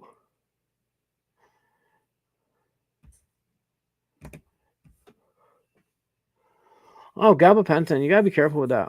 I tried gabapentin. Gabapentin is a nerve antipsychotic, or not antipsychotic. It was originally thought of as like a antipsychotic medication, but they ended up seeing it had strong reactions on nerves. So maybe that'll help. I hope it does. It never did much for me. I did try it during active addiction, so I might not have been using it properly or for the right duration. So maybe it'll work for you. It didn't really do much for me when I tried it after addiction. Oh, thanks, Julie. Right, Jesse? It's not. We are all so much alike. I was watching Neil deGrasse Tyson talking about water. That sounds weird. Yeah, Mike. Yeah, I'll get back to the deGrasse Tyson water thing. Yeah, Mike. It's like for me. If I was to step on a quarter on the flat floor, it would feel like I was stepping on this needle, just going right through my foot. Bam. And that's just, even like an extension cord. If I walk over an extension cord and any part of my foot, it feels like I'm stepping over sticks with sticks coming through my foot. It's horrible. Nerve pain in your feet. Oh, it's awful. And like, I feel you. I know it sucks. I mean, sometimes just, yeah, it sucks. I know. And the weirdest part is usually the opioids don't really do that much to help the pain. They just help you forget about some of it. Like, especially if you're actively using, like, the opioids will just get you from being sick. So you go from being sick with feet pain to just having feet pain, or just having bone pain, or just having less bone pain but still feeling pain. And that's the sick part of the cycle is you're not even like I talk to guys that are addicts on the street all the time at work. And it's like, I'll sit there and I'll start joking with them and laughing with them. And all of a sudden you'll see them that go from hunched over a little bit. They start laughing. You see the endorphins being released in their head. You can actually see it. And they start laughing. They start talking. They start straightening up. They start caring how they look. It's the wildest thing to watch someone that's actively in withdrawal have that little bit of endorphin, and not like a shot in the arm type thing. I'm talking like just enough. You just see a little bit of clarity. You see him, good guy, but you can tell he's hurting and he's in pain, but he just starts laughing and you get him going, you get him talking, and it's like, okay, this is kind of cool. I can watch this. And I literally said to him the other day, I go, "You're feeling a little better, aren't you?" He goes, "Yeah, I don't understand it. Every time I come see you, I feel a little better." I said, "Well, it's because I talk to you and we chat, and we laugh, and you have fun. See, there's other ways to relieve your pain. It's just you got to find them for yourself." I mean, that's what I found with this gentleman. But yeah, I believe so, Jolie. It's upstairs. I'll get on the group later and talk about what it is. I fucking Rodman. It's something like that, or Celebrexa, or something. It sounds like Celebrex, but it's spelled a little bit different. So it might be just generic, or it might just be something different. Nice. I gotta send some seeds out to Rafi. I gotta get his address. I forgot his address. I might have it. I don't keep any records on the computer or anything. If anybody ever gives me their address, I write it down, and then I either throw it away or get rid of it. I'm not trying to convince you to do anything, Jesse. You do what you want to do.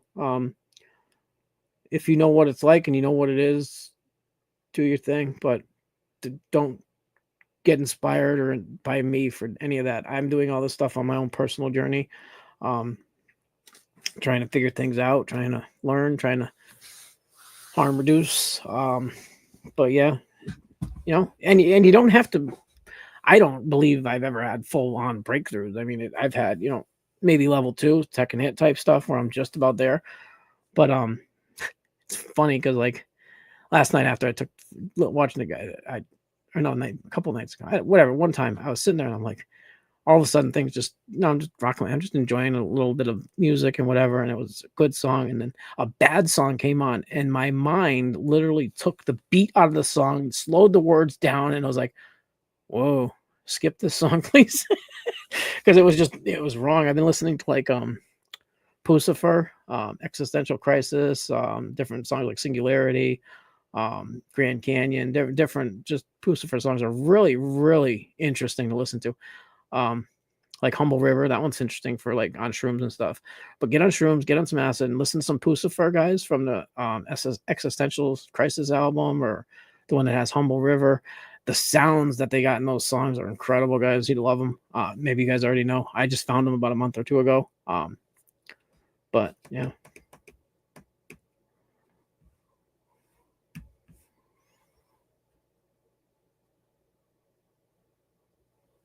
Yeah, absolutely, Mike. I've been sick, so I don't want to touch them because I know I'm just going to make myself not sicker, but I'm going to have that sickness in the back of my mind. So I'm trying to wait. I had a 4-day weekend this weekend, except I did go in last night for a few hours.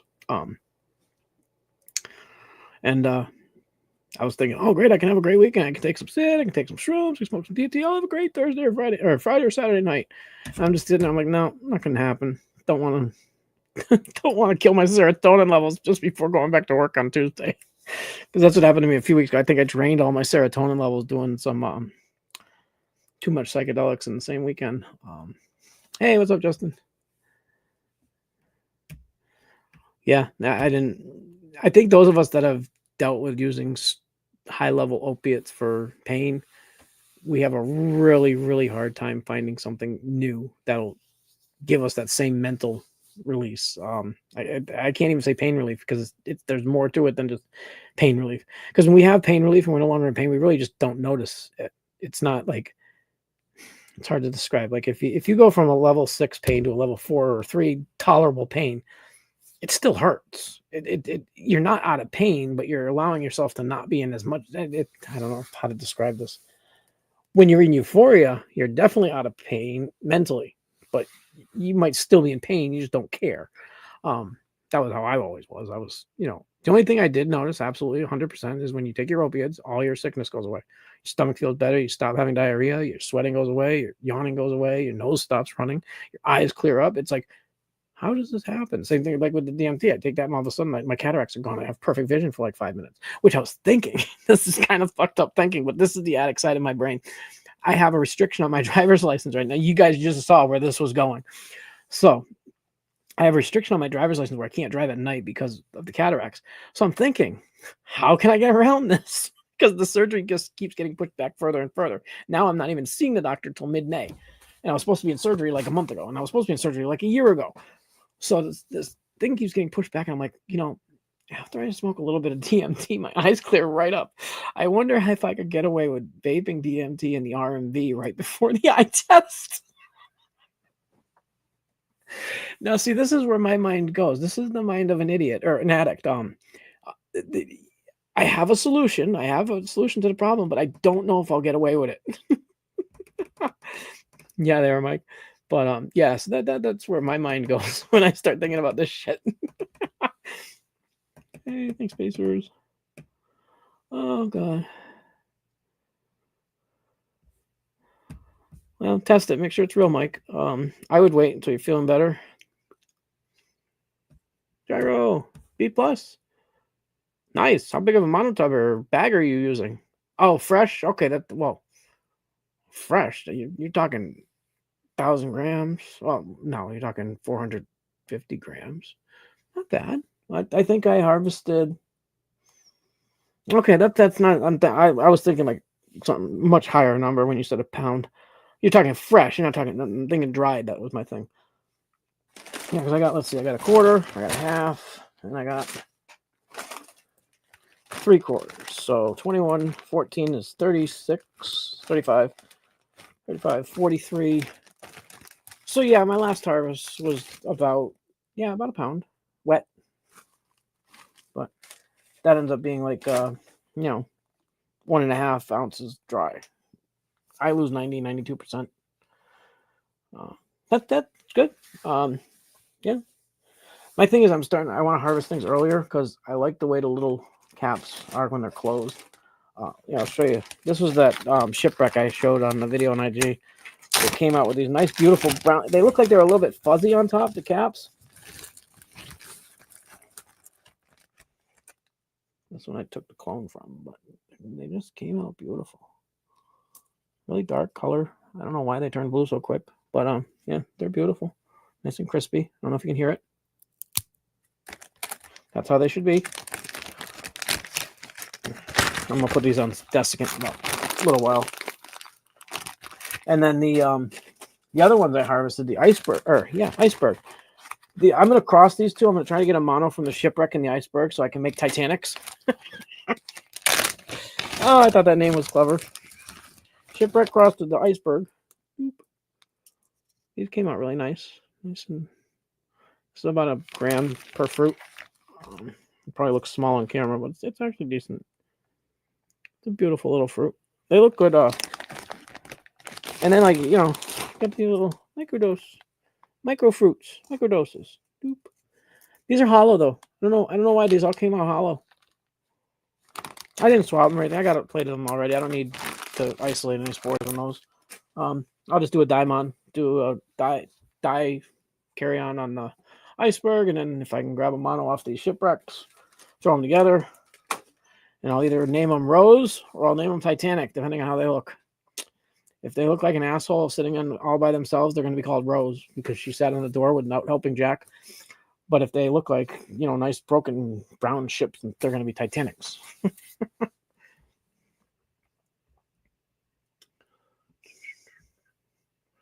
See, that's the kind of stuff I look at when I cross. I just want to have fun.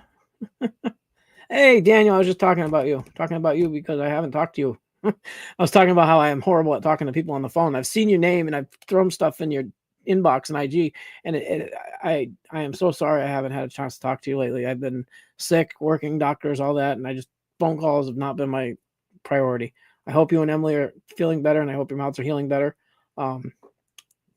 Hit me up on IG. We'll chat if you have time. Let me know how everything went with the other stuff. I think your sister, she should have got that package by now.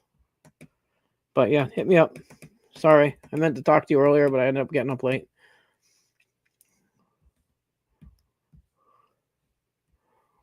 Oh yeah, Mike, I used to feel great on opiates. When I felt my best when I was on high doses of cocaine. But you can't live on that. And the same thing with opiates. You just it's never gonna happen. I mean, you know how horrible it looks when you're just sitting there either. You know what I mean. There's times in my life. I mean, there's plenty of people that have felt their best when they're on their what's that shit they have down in freaking Philadelphia and xylazine. They're bent over like zombies. They can barely stand. They feel their best. You don't want that. You really don't. Manage your pain, but you don't want to go that far. Oh, good. Thanks, Daniel. Sorry, I figured maybe you were either busy or you were mad at me. You usually at least throw a comment once in a while, and I'm usually the asshole, not you. I'm the one that doesn't respond. You usually always send something.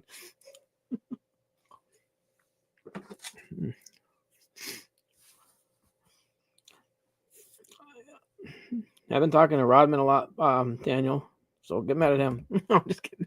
No, yeah, it's been fun. I've been talking to a few of you guys on IG. I talk on IG a lot, guys.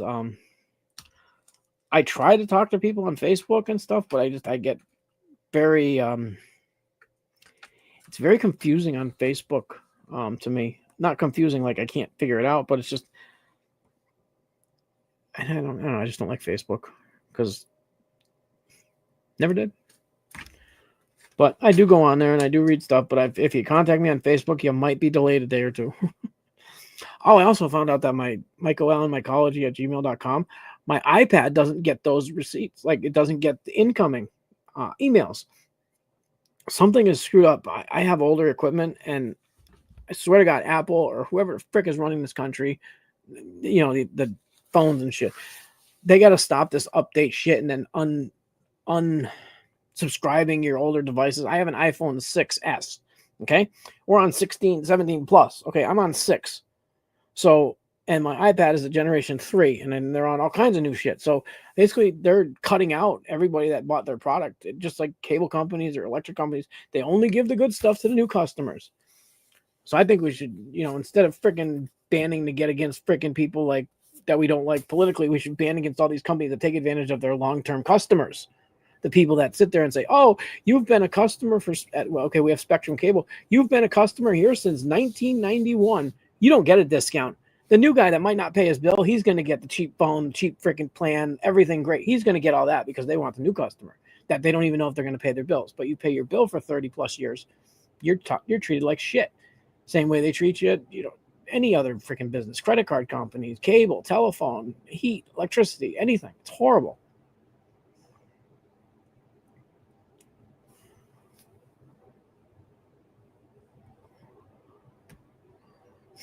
Yeah, I try to check in at least a couple times a day on everything, but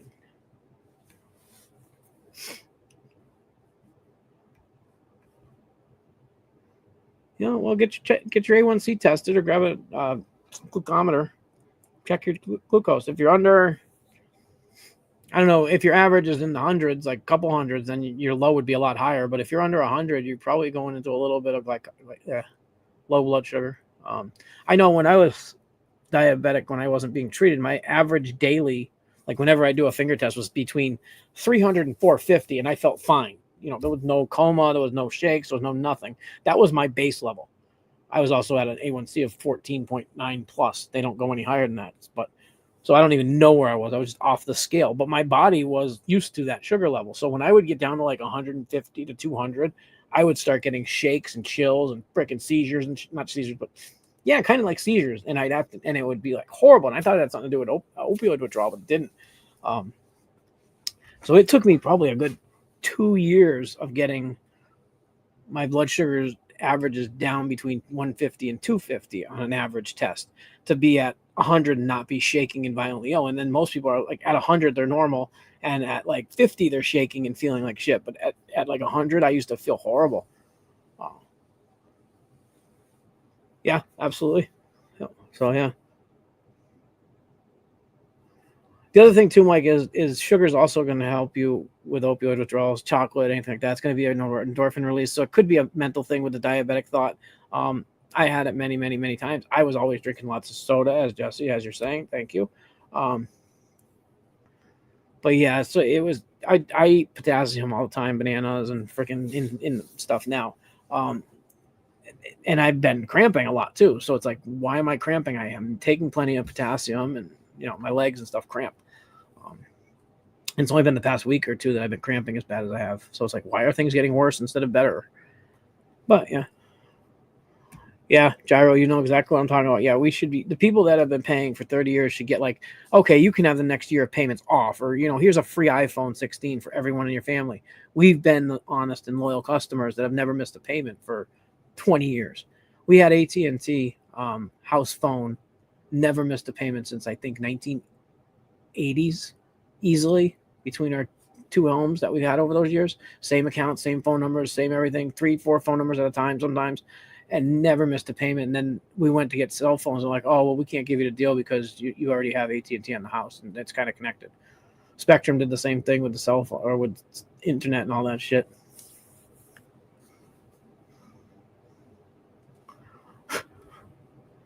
No, I don't enjoy vitamin D here, Gyro. Sorry, wrong tree.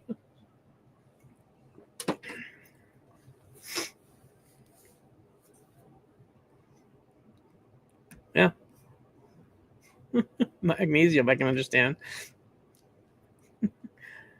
I see the handsome thing, and I think that's throwing me off on that comment, Gyro. I don't know what you're talking about. If you're talking about an actual vitamin, or if you're talking about something else when you're saying D3 handsome. That just My algorithm in my head's a little fucked up, so you might have to repost that one.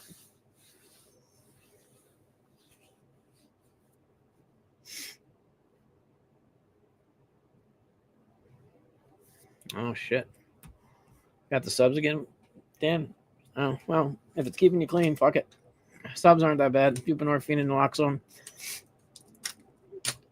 You should try to get the freaking Sublocade. Then you wouldn't have to worry about taking it every day. Those nasty fucking films. You could just go in every month or every 2 months, get a subcutaneous injection of Sublocade. You'll get your dosage every day. You won't have to worry about it. You won't have to think about it. Mike, you should look into that Sublocade. That might help. That's an it's like it's like that other injection. It starts with an I. It's not ivermectin. It's I always forget the name of that medicine. And somebody will say it in a second. But yeah, it's Sublocade. It's Suboxone basically under the skin of your stomach, and you get like a bump, and it slowly weans into your system over the course of 30 or 60 or 90 days. Oh, they won't? Oh, fuck. Well, move to Massachusetts. They'll give you whatever you want.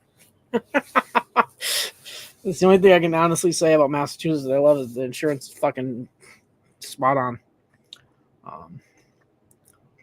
Which makes no sense because, anything that has to do with getting healthier, detoxing should be completely free with the amount of taxes we pay. But I digress.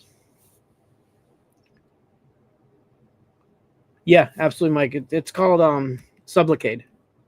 I'll send you a post. I'll send you a link later. Read about it. It's actually supposed to be really, really good, and it definitely is around in Massachusetts. You're in the west side, or you're in Western Mass, I believe. I can't remember. I'll look it up. I have all kinds of information on this stuff upstairs. But yeah. Well, what's your dosage? Because like 100, 150, 300? I mean, high dose is kind of, subjective. Who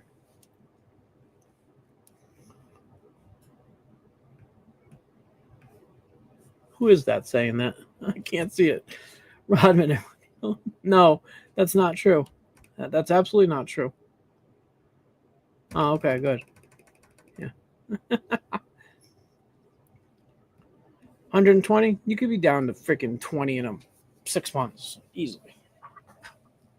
I went from 150 to 40 in 3 months. But it can, yeah, I agree. And I was on it for like 4 years, 4.5 years. Well, October 2020, I started. October 28th, 2020, I started methadone. Well, maybe, I don't know. I was in a coma, so they put me on sometime between the 28th and November 10th. I don't remember the exact day I went in on the 28th. That's the day I stopped actively using. Whatever day they put me on methadone, they did. They did it while I was unconscious. And then I spent 2 more months just in rehab. Not drug rehab, physical rehab, because I couldn't walk. And I had PICC lines and all kinds of high-dose antibiotics going into my system. Anyways, I digress. Yeah, I'm not taking vitamins themselves. What I'm taking right now is vegetable and fruit supplements. And mushroom coffee. That's the only vitamins I take. But it should have everything. That's why I was just looking into gyro, the carnivore diet. Yeah, I was just literally looking at that like yesterday or day before. I was even talking about it in one of our other groups on IG. Sounds interesting. Sounds like something I could do. Problem is cost. The cost of meat and carnivore products is out of the freaking world. And if you're trying to live on $300 to $400 a week in groceries, that just puts it right out of the picture. So basically, that just said, okay, now you're going to have to eat what your body's used to and just deal with it. Luckily, I'm losing weight, so hopefully I'll be able to change what I can do. But I mean, I literally went into the grocery store last week and I saw a decent looking steak. I'm not talking like a 3-pound steak. I'm talking like a half-pound T-bone or maybe 8 ounce, 10 ounce, something small. $21. I mean, Jesus Christ. Well, yeah, bacon, kind of. I don't think you want all the fat and grease that's in bacon. You want to make sure you cook it really well. That's what I heard. Maybe you do want the fat and grease. I believe so, Rodman. Yes. Yeah, he is. He knows. That's Daniel. Daniel and Emily. Yep. Well, not Daniel. It's Daniel. Emily is his He's lovey. See, that's him. Daniel's a good man. Good friend to have. Don't believe anything you hear about him. Only if you hear it from me. And oh God, I gotta go to the grocery store. I don't have any food in the house. Anyways, I'll go later. Oh wait, I got plenty of food. No, I don't have plenty. I have just enough to probably get the rest going. I got this weird blue on top of one of my not green. You know, one of my cakes, the mycelium. I harvested the iceberg off of it, and literally the mycelium has this blue tint to it, like it's bruised. And I'm thinking, why does it look bruised? It's not trick. It's still got some fruits growing. It just has a blue tint to it, like somebody sprayed like light blue food coloring on it.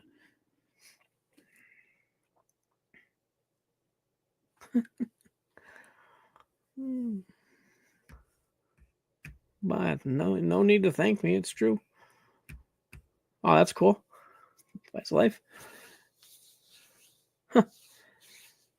His name is Daniel, and his girl's name is Emily, and his daughter's name is maybe his daughter's name is Spice. D Life. That'd be kind of cool if Daniel, your daughter's name's not Spice. No, I'm just kidding. That would be funny. No. Yep.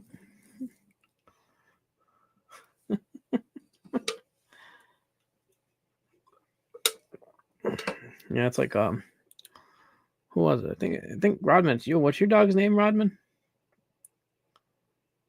I can't remember. Charlie. Never mind. I thought I have another friend that has a dog named Buddy as well, and then Daniel, his dog is Buddy's girlfriend. I can't remember your dog's name right now, Daniel. For some reason, I don't know. I have like 20 new dog names I'm remembering, so I keep forgetting. Because I see them at work all the time. I got one named Chino, one named Samantha. I got Rodman's dog named Charlie. My friend Bob that works there, his dog's name's Charlie. There's another one named Jasper. There's just dogs everywhere. I know all of them now because I actually, Ash, there we go. Because I actually have more in common with them than I do the people that bring them. Because they're more fun. They're beautiful. And, some are Chihuahuas, some are Pit Bulls, and some are German Shepherds. They're great. No, he should still be there, Nerdy. I just looked at him earlier. I sent him some some meme stuff. He was there, well, at 4 a.m., maybe 9 a.m. he was there. Yeah. I think he changed his picture recently. Maybe not really recently, but past couple months. But yeah. Yeah, Mary Michael definitely changed his picture on here. I know that. I can tell that. I don't know if he changed it on IG. I don't know.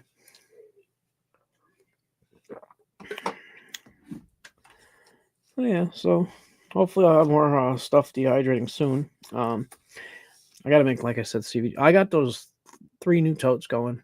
I think one of them has a blotch. Oh wait, yeah, it does have a. Is that? Yeah, this was one I wanted to show you guys.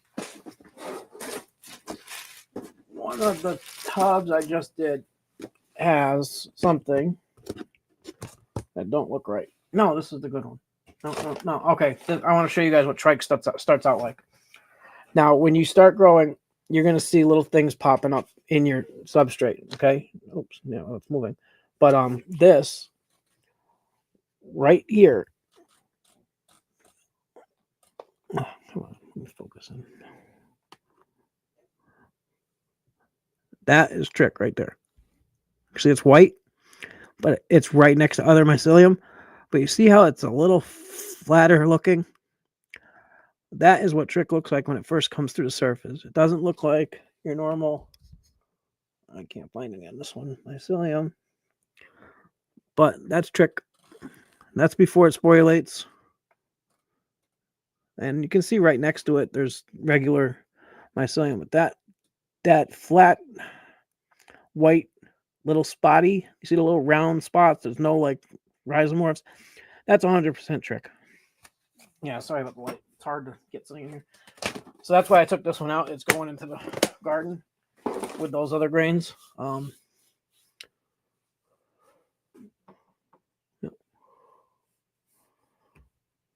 anyway, I just wanted to show you that. I forgot to show you that before. But yeah, so that's I did something wrong. It happens. I mean, I have made 9 toe shoeboxes like that, and one of them got early trick. Don't know why. Most likely it's the grain. This was that was one I don't want to mention right now. That was one I was really hoping for. Never mind. That was the nerds. So that one should have been fine. The grain was a little wet. No, it wasn't. That one was fine. Oh, that one had the brown. There was a brownish tint on one side of the grain jar, like a little bit of metabolite. Maybe that was what happened. Anyway, yeah. So I used it anyway. It smelled perfect, but you never know. Give it a little tiny weak spot, and the trick will just jump right in. I know it wasn't the CVG because I got 3 other tubs going with the same CVG, and they're fine. There's no nutrients in CVG anyways, so kind of tough to. It would have to be the grain letting some. I don't know. Everything was fine. We'll see. So let's see. In the past 6 months, I've lost 3 tubs, which isn't bad considering I've done probably about 3 dozen. Yeah, I lose 1 in 10 to something, or like, and especially the ones I lose more are the experimental things like the Ziploc bag grows or stupid shit like that. Besides that, it's just part of the game, guys. I mean, that's why I don't sell anything. If I have something go wrong, I don't mind. It happens. It's just my stuff.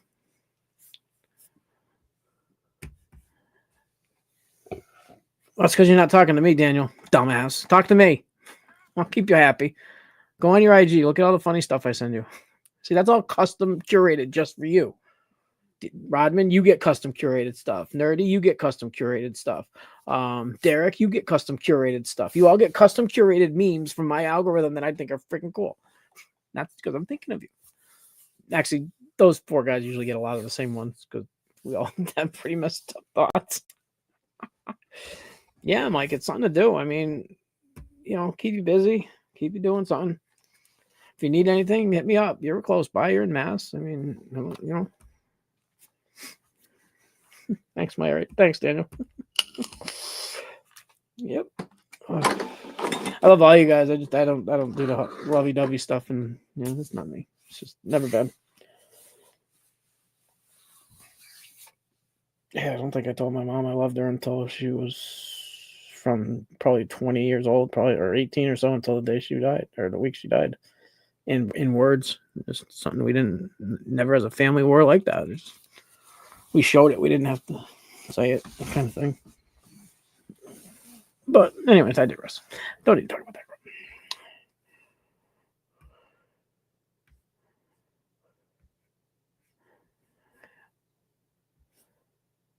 Oh, am I right? I just saw you remove your comment. You didn't have to.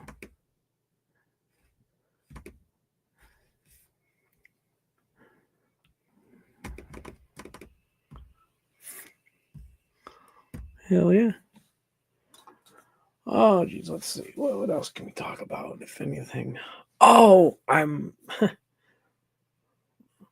contacting someone. I want to make changa, which is basically like dried herbs with DMT and BCAPI vine in it. So I contacted Exotic Earth Seeds. I sent them an email. They have it. I want to make sure it's the right stuff.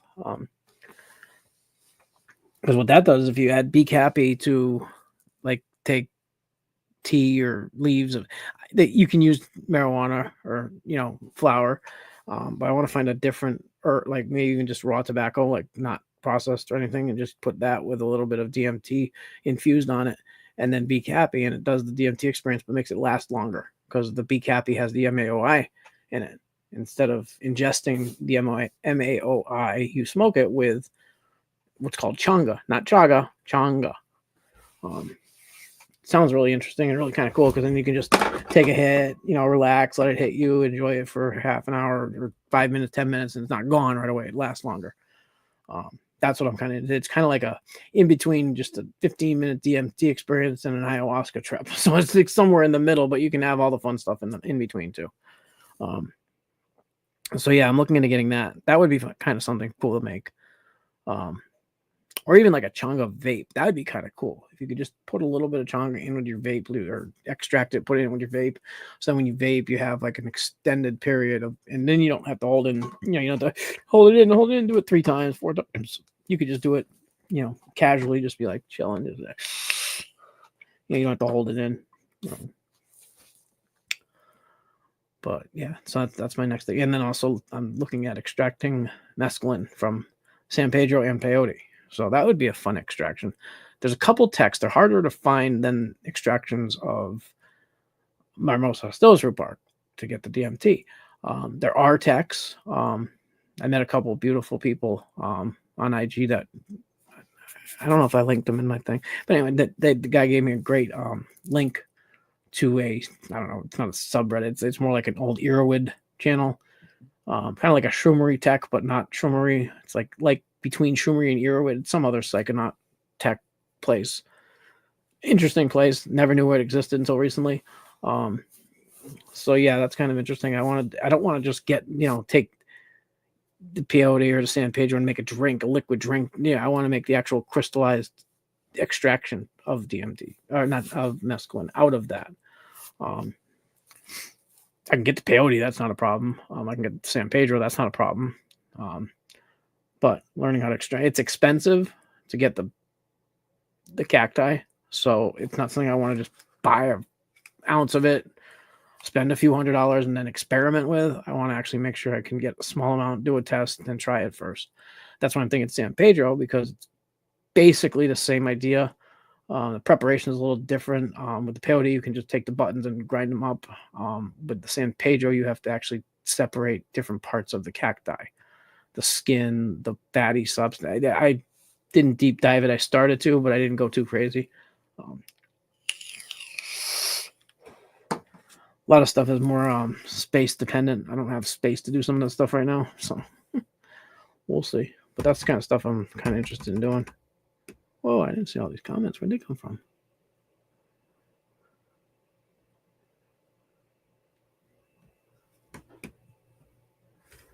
Absolutely, Rodman. I enjoy talking to you, Rod. I like all your comments. Justin, I'm just working on I'm trying to get a better looking fruit to dehydrate. They all basically do for me the same thing within 10%. I mean, I'm not getting any life-changing differences between taking a gram of this and a gram of that. It's about the same, between even going from okras, gnats, whatever, to freaking just DT. I don't see that big of a difference that I couldn't take an extra half a gram and enjoy the same thing.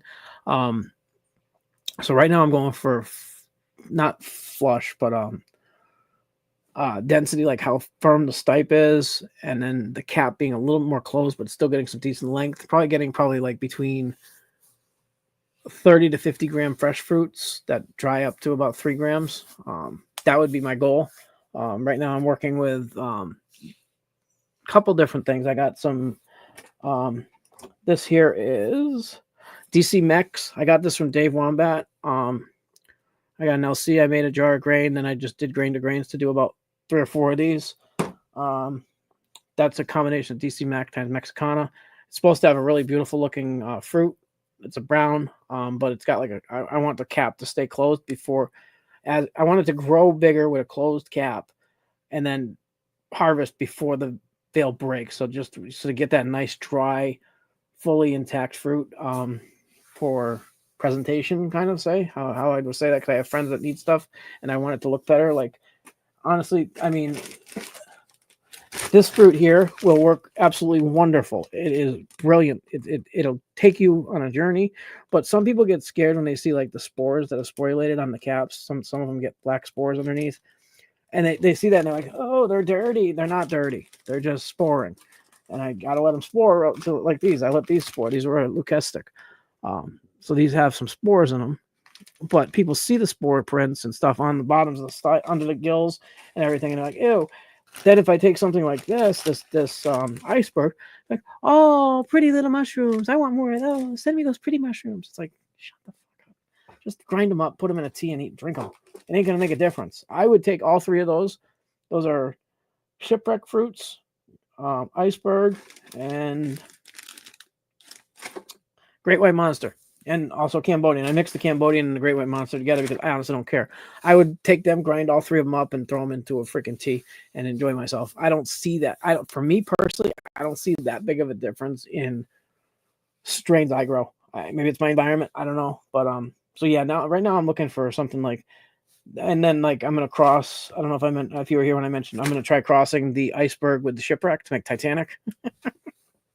That's just my own little joke I got kind of going on in my head. I thought that'd be cute. So yeah, I took some spores from under the shipwreck. I gotta check them on the scope. I did drags and plates already, and clones. The clones are cloning. I don't know if I put them here. They're I did them yesterday, and they're already getting fuzzy. So, and that came off one of those fruits. You're not gonna be able to see it on the camera I got here. I'll take some pictures and post them on IG. But it's cute because the okay, I gotta show you. I gotta try to show you because this is the fun part of what I do. Okay, get my cultures. See if I can find them again.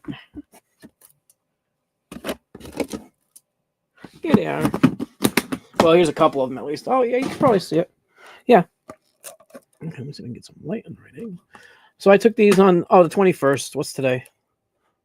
Well, it was like midnight on the 21st. So, but the little see the little fuzzies? They're so cute. They're getting fuzzy. This one is. They all fell to the side. I was not handling. Look at the little fuzzies. It turned like dark black when I took it off out of the middle of the stipe, right in the middle of the cap. And then, this one is too. It's a little bit moist. But yeah, I don't mind. They went to the edge as long as they grow out that this way or no, this if they grow out straight, I don't care that they're close to the edge because they'll just have more room for getting a clean rhizo off of them somewhere. I used to do that on purpose. I used to put them on the edges so then they grow in the middle. I can grab a good section in the middle instead of cutting the outer edge. I'd always be cutting like the middle of the plate. Anytime I've ever had contaminated plates, it always seems to start around the edge of the plate. So if I put my transfer on the side of the plate or to the side of the plate and it grows to the middle, it makes a cool fan pattern, which is really kind of pretty on some plates. I did that on one of the agar cup things where they show the pictures of agar. So I did that with one like 60 millimeter plate, and it had this beautiful fan pattern that went out like a peacock. It was cool. I didn't win, but I thought I should have. And so starting at the edge like that is kind of cool because then if it does go rhizo real quick, you can see the strain coming out, and then you can grab a sample or subculture. But yeah, so I'm working on shipwreck right now, the new one, and then just a lot of people told me that shipwreck fruit doesn't seem to produce spores that are viable. Not everybody. One guy I talked to, which maybe just his didn't. It was weird because I was getting these cool blobs on the cake and this weird like tower thing, and then all of a sudden a lot of the blobs just popped out into pins, like big pins, not like little pins. They were like wing, they were like the size of my pinky. I was like, what the frick, where'd those come from? And then they grew and they were nice and thick and solid. And they had this like the top wasn't like a normal brown cube, it was like furry. Yeah, that would be what I would call it. I'd call it like furry, like a dirty dog, like a dirty brown furry top of it. That wasn't furry, it just looked it. It was pretty cool. And then I saw the gills start growing, and then I saw all of a sudden one of the fruits was really sporulating. And I was like, wow. And I looked and it was like purple spores all over the top of one of the fruits. So I was like, cool. Grab some spores, put them on some agar. I had agar plates I had to get rid of because they were. I gotta start storing my agar plates differently because it was my own fault. I reached in one bag, grabbed a bunch of plates barehanded, and I think I introduced something into the bag because then like 2 days later, this bag had been sitting for like a month, perfect, no contam, no nothing. Then 2 days later, all the plates had all these little weird spots on them. So I was like, okay, let's get rid of those. I threw those out, but I used the ones that I had already wrapped, just in case. So, yeah.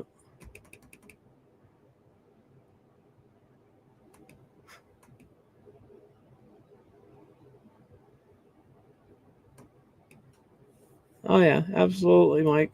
Definitely. No, you're not, Daniel. We're gonna get you moved out. Just give me time. Give me a few years. I'll grab you on my way through when I'm heading out Midwest. Or Midwest Northwest. I don't know, somewhere.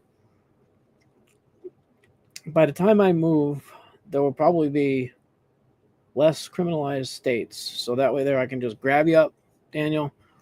We'll find a commune somewhere and we'll start a place for all of us to go chill. Cheap rent.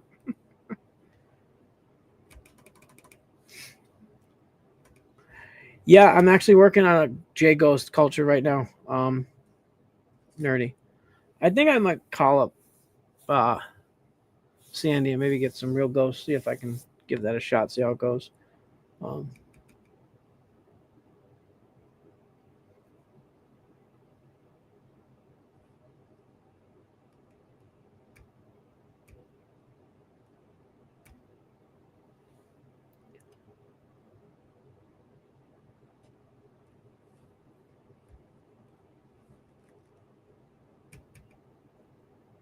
yeah, Daniel, you got to get permission. See if you can get a doctor to prescribe you some weed.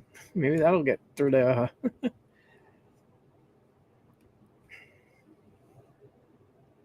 There you go, Daniel. Check out that comment for Justin.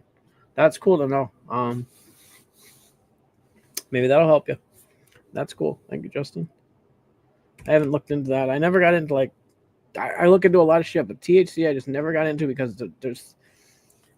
I got a real problem with the way they legalized it. Not that it's wrong, but the way it was done, I never liked it.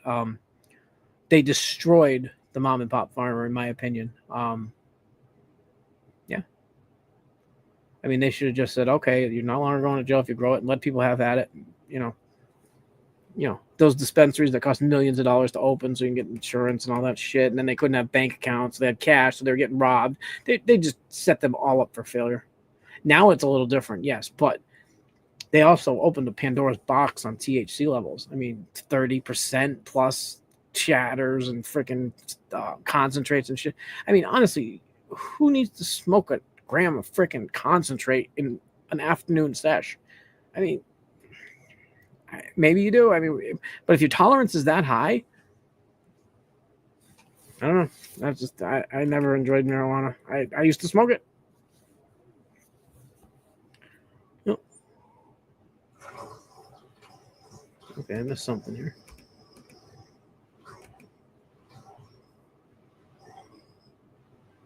I heard of it, Rod, years ago that they had synthetic cannabis. I just never looked at it. I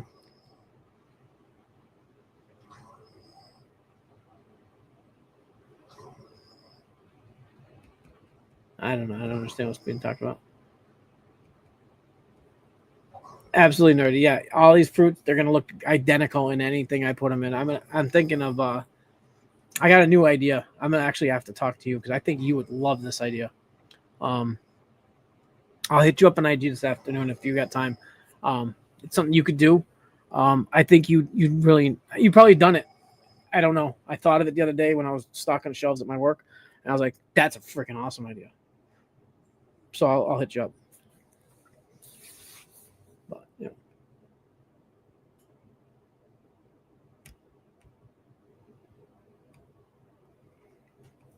See, the question is, Justin and Daniel, in your conversation here, is not whether it's legal in all 50 states. That's not the question.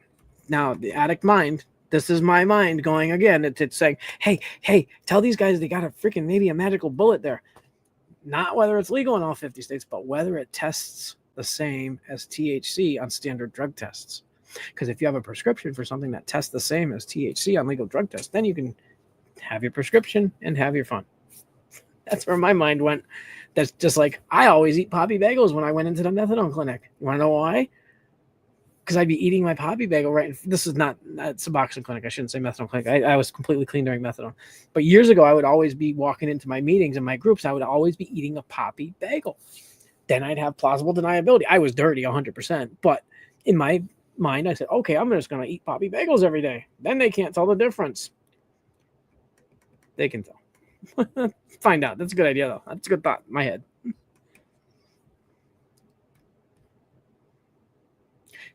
Mike, I got this chair that I'm in right now, this black leather chair. I got it at the dump, of course. You know, cheap fuck I am. Got it at the dump. Every time I'd be sitting, I'd be going, I'd be dropping down to the ground after like 5 minutes. So what I did is I went out and I got a piece of wood about that the length of the tube. I got the thing completely extended, put 2 pieces of wood on each side of the tube, and then I put pipe clamps on the top and bottom, clamp the shit out of them. Now it doesn't go up and down, but it doesn't fall either. There's always a fix. They'll give you something to do. Keep your mind off of medication.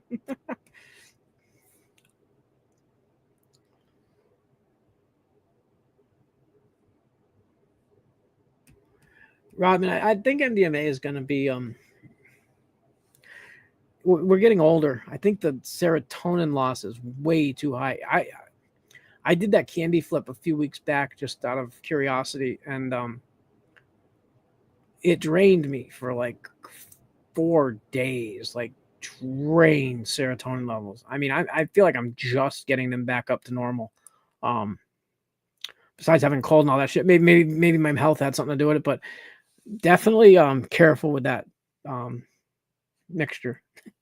I'm not saying it's not fun or it's not mentally healthy, or not healthy, but good for your mental health. But it didn't take me where I was looking to go. So it was, it's fun to try, but it's not. I've never had any really. Well, I shouldn't say. I can't really. Because I was on like 2 other psychedelics at the same time, mushroom, LSD, and yeah, that was the night that I had the screenshots going past my open-eyed visuals. I thought I saw freaking IG pages of different scenes in life. Yeah, that was interesting. That was what made me kind of back off on the internet scrolling a little bit.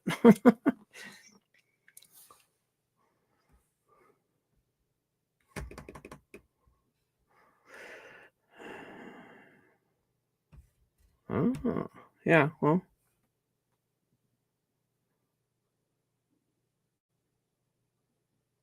Huh. Interesting. I would honestly Justin, if it was testing the same as cannabinoids in a drug test, I would get the prescription just to pass the drug test and then just smoke a little bit of weed once in a while if that's more natural. I don't know. I get scared when I hear that they make synthetic cannabis or synthetic this or synthetic that. Just me. I try to stay away from as much pharmaceutical shit as I can now. But yeah, I would just try for the exception letter.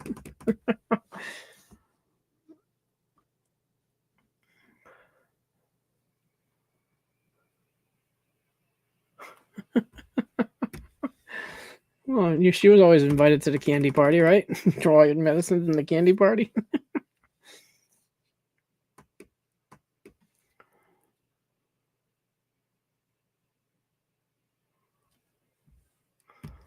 Yep, my mass mofo. I am freaking ruthless. I don't even save jars that are tricked anymore. I just throw them away.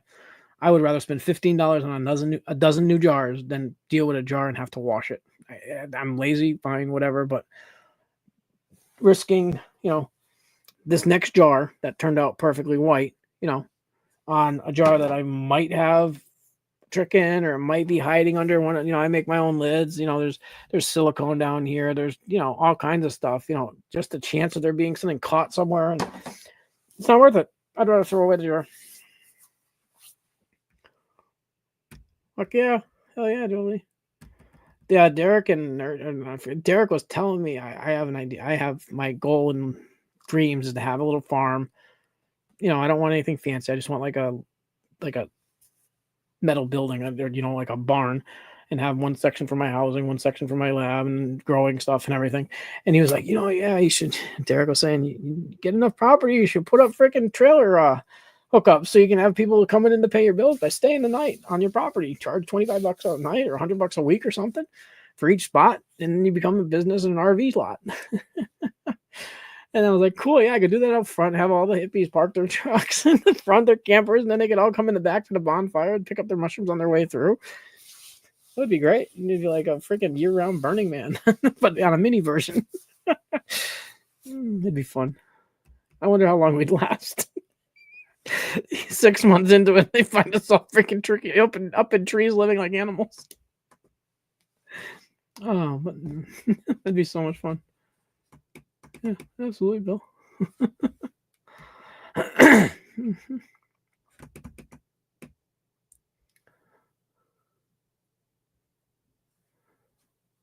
What's the legality on everything there in Oregon, Bill? I know they changed a bunch of stuff a while back.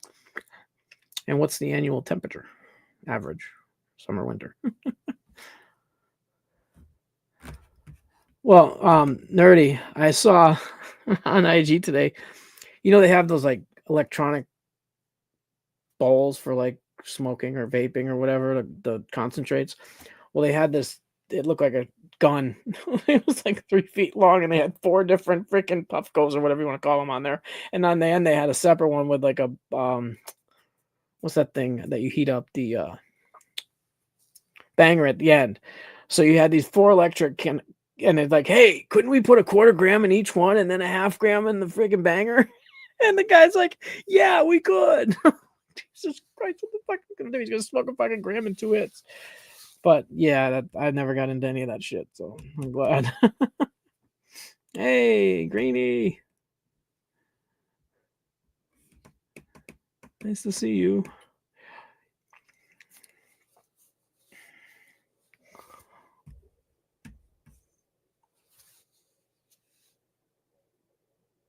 Yeah, see, I've never been able to get to the point where it doesn't get me into this body, mind, paranoia high.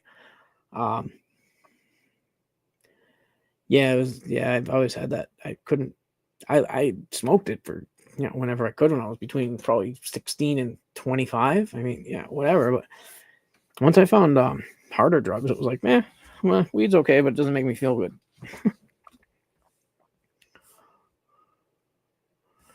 Yeah, absolutely, nerdy. You'll probably be able to make a better version of it than me because you have access to already made concentrates and stuff. It's actually really, really simple. It's interesting too. I think you might, maybe you've done it already. I don't know. Yeah. Well.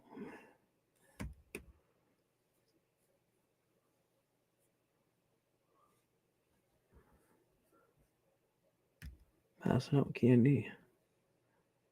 Oh. Yeah, I mean, I see tons of people passing out seeds, but everything. I mean, it's not hard to find. Wrong button.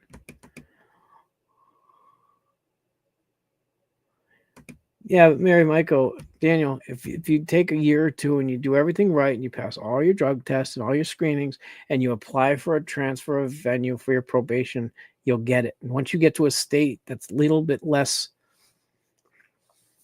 restrictive, maybe you can talk to them and tell them, your story. Say, hey, I got 2 years of being perfectly clean. I could really use, the medicated marijuana. Yeah, you never know.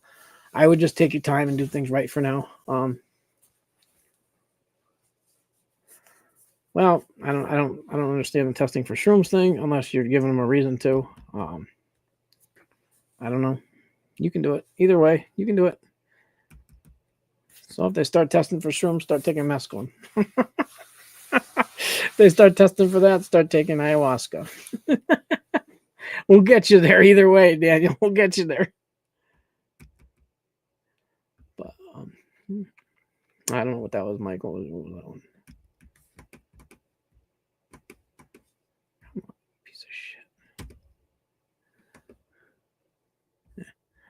Yeah.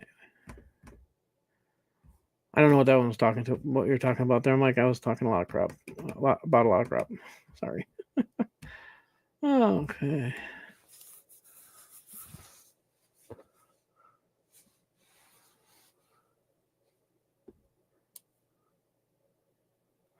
Hey, Sammy, do you remember what they were doing for a process, or was it secret? Of course. I mean, was it just, concentrated down? Because it looked just like it was just concentrated. Yeah. Anyway, yeah, don't worry about it.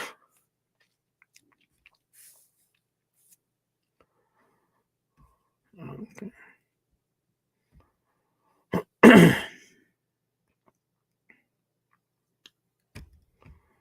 I don't know if this one you're going to want to make shareable, nerdy. It might be too profitable. It'll definitely be interesting. I don't even see this product in cannabis that I've seen. I haven't looked, but I haven't seen a product like this being made for cannabis. So this is kind of like would it work, or would it just be like a waste kind of thing? I think it would work because I'll talk to you.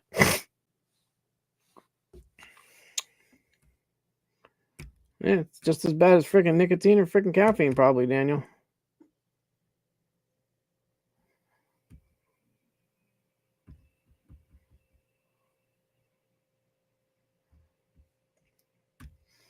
Gotta grow them, Jesse. Gotta grow them. You can do it. You know, it's very simple. Get some corn, get a pressure cooker, get some grain, or get some substrate. You'll be growing in a month. Not even 2 months. Or not. You'll have fruit within 2 months. Oh, and let's see. What do we got here? Yes, that's what I'm using, Owen. Yeah, Nick DMT. Walter, I think his name is. He makes a great video set. Um, it's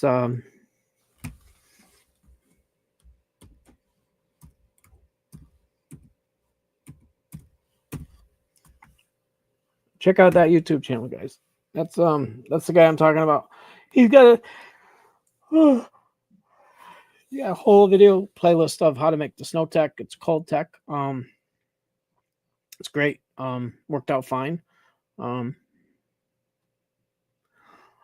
Mine came out, yeah, came out. It had a little bit of a yellow tint, but I haven't heptane washed it. So yeah, it did have a little bit of a little yellow tinge, but not like a hot water or cooked bath extraction like acacia or MHRB normally would be with the warm water acid phase and all that, or the cooking phase, I should say, the warm bath, whatever. So it definitely is a lot lighter. It's not like that yellow color. It's just like maybe maybe this color, like I don't know if you, it's just a little bit off white.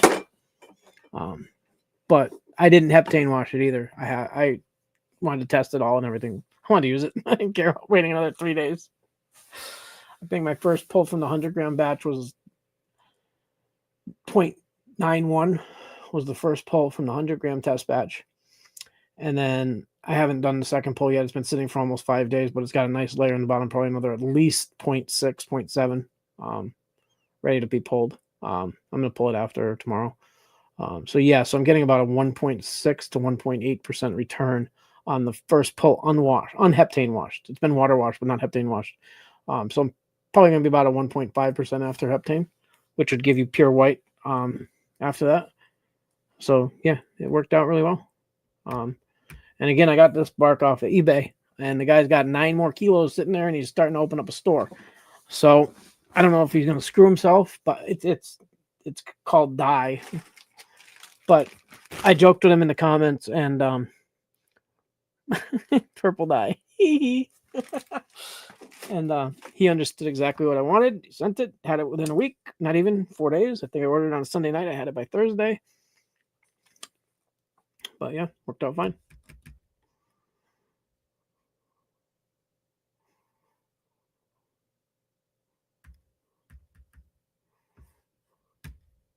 Uh-oh.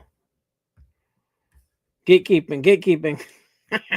I gotta tease that one. I'm gonna tease you and Pops on that one for a while. Now, I bet the process was easy, but I bet the scaling of the process was the hard part. You know what I mean? Making a little bit of concentrate is one thing. I can make crystal to gods easily, which is just extracted psilocybin. It turns out it looks exactly like the concentrate did. Maybe the drying process would be different. So I bet the process isn't much different, but I bet scaling up the process is where the complex stuff comes in. If you guys want to make concentrated psilocybin, just check out the crystal to gods tech. It's simple enough. It's not difficult to do. But if you want to scale it up to making grams upon ounces, that's where the technical shit comes in with trying to get equipment, because it's hard to scale up something that you need a bunch of pots and pans to do in your home. You need a lot bigger area to do stuff. Yeah, there we go. Yeah, nerd, exactly. The expensive equipment's where scaling is coming in. I can make DMT. I can make a half gram to a gram of DMT in 3 days in my kitchen. In my right here on this little table, I could do it. I did it just last week or the week before. If you want to start making 5, 10, 15 gram batches, that takes scale. That takes a big freezer. It takes a lot of freaking equipment. I mean, oh yeah, I remember that. Huh.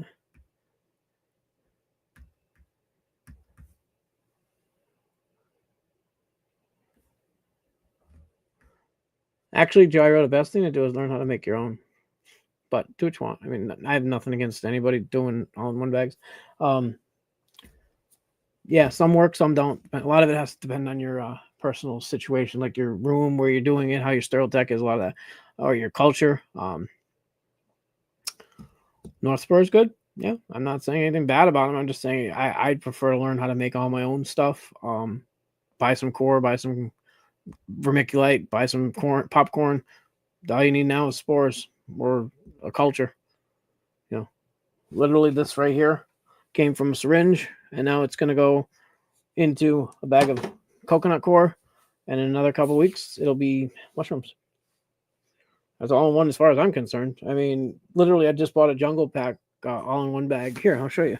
It's growing. It's 100% colonized. I don't know if my conditions are wrong. I mean, this thing is beautiful. It's just not pinning. This thing is freaking amazing. I mean, it's growing up the side. The mycelium is freaking beautifully white. I mean, it's growing up inside the bag here. Okay, surface conditions are beautiful. It's heavy. It's not dry. It's moist. It might be getting ready. I mean, smells amazing. I can see some little hyphae coming out of the overlay. Maybe it's nodding. I don't know. But that's an all-in-one bag. It might take a little longer. I knew that when I did it. Colonized absolutely beautifully.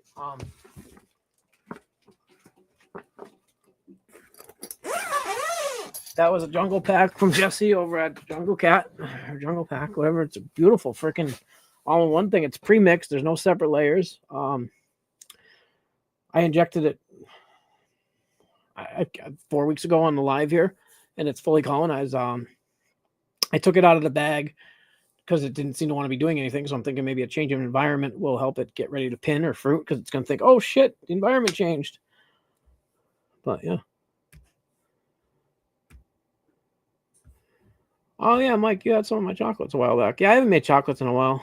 I used to make them. I tried to do everything I saw, thinking I was going to be, the next great guy and doing this. And then I realized, okay, I just got to keep this really simple and enjoy doing what I'm doing. Yeah. Yeah. Check out, check out when you look at his videos, go in the description on a couple of the videos in the playlist, because it goes like 1, 2, 3, 4, 7, 8, 9. It skips a bunch of steps. It's not his fault. That's the YouTube crap. So check out, he's got a Google Drive linked in the description of a couple of them. I can't remember if it's the first ones or whatever, but there's a Google Drive. It's, on my internet, it's a little slower, but it came out great. I got to see all the videos, the ones even they skipped. The only thing that was really skipped was the water wash. And I think that's it. I mean, he was pretty detailed on everything up to including making vape juice. And every step of the way worked 100%. Yeah.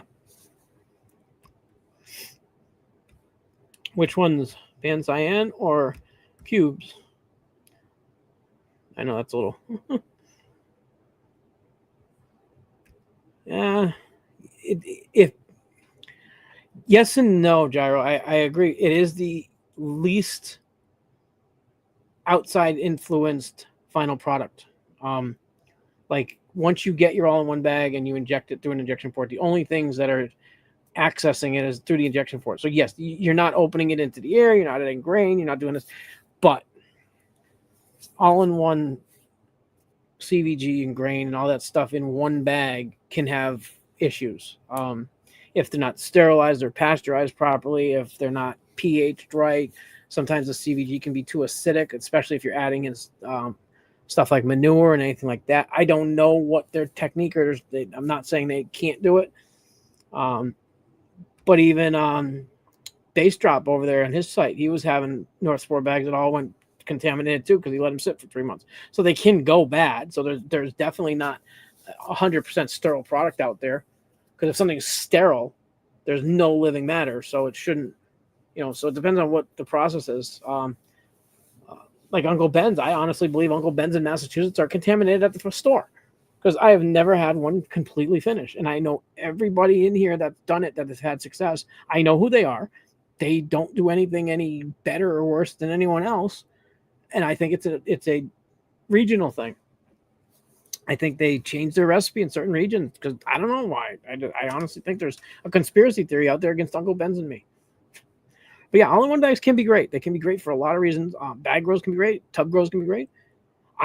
My thing is I like showing people just you can do it yourself. You don't have to spend $100 on a kit and this and that and $50 here. I could have somebody growing grains. I could have somebody growing half a dozen shoe boxes for under $75 within a month. That's pretty good. I mean, you want to go up to 12 quarts? I could have somebody doing 12 quarts within same period of time, same less than $50 probably. Especially if you just get one decent LC. Take one LC, you make 4 quarts of spawn. There you go. You got 4 tubs right there. So you need 4 quart jars from Walmart, which is $16. You're going to get a dozen of them or 8 of them, whatever the quart jar package is. Once you got your quart jars, all you need there is some popcorn, which is going to cost you $2.34 or 49 cents, whatever Walmart's price is right now for their yellow great value popcorn. Now you have your grain spawn. So you're up to about $20. Get your LC. You can get them from reputable sources for $20, from not so reputable $10, or free if you have someone that like me, that doesn't mind sending you something for free or for shipping or whatever. But at that point, you're taking a risk, so you might not want to do that your first time. But for your first time, you spend $20 on an LC, $20 on your grain and your corn or your jars. So you're at $40, and you need to grow. So you need $10 for your shoe boxes. You're at $50. Okay, so not under $50. But maybe you have shoe boxes at your house, so you don't need to buy any. Whatever, you can do that. Then you got to get CBG. You buy a 650 gram brick of CBG. It's going to cost you $10. Go to Walmart, might get one cheaper. I would go with Cocoa Bliss. That's just me. Spend a little bit extra. You're more likely to not contaminate. That's it. That's how much you need to start growing, to get growing. You don't need vermiculite. You don't need gypsum. You don't need any of that. You need that and water. That's it. $60, $70. And you're growing within a month. At that point, you start growing, you start enjoying it, you start investing. If you don't enjoy it, you don't like it, and your house is too contaminated or too trick infested or something, or you have mice or something that doesn't work in your environment, you didn't waste hundreds of dollars or have 10 all-in-one bags that cost you $300 on your shelf getting eaten by mice in the corners. Or I'm not saying you do that. I'm saying a lot of different environments have different issues. So get into it cheap and think of how much Uncle Ben's bags are, what, $5 a piece now or $3 a piece? You buy one LC syringe for $20, you buy 5 of those, you're at the same price. I don't know.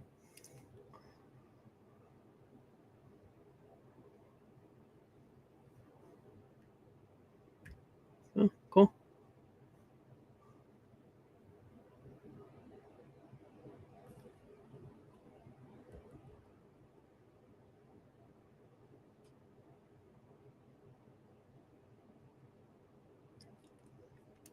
Sweet.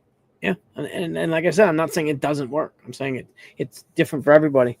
But knowing how to do all the little stuff is a lot more fun, in my opinion. I mean, if you just want to grow a shitload of fruits, that buy colonized all-in-one bags and just put them on your shelf, wait till they're finished fruiting, and you're done. That's fun, fine. It's like going bowling and being handed the 10th frame and throwing one strike. I mean, okay. I like to earn my way a little bit.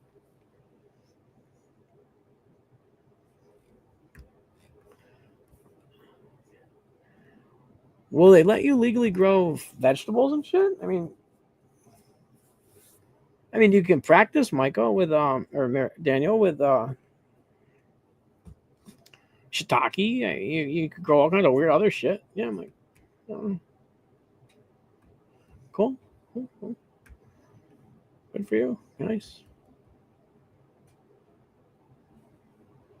Yep. Like I said, everybody's different. Every area is different.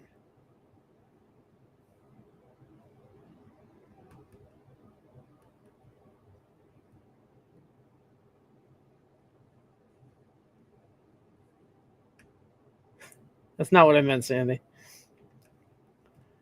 Most vendors are not like you. You know what I mean?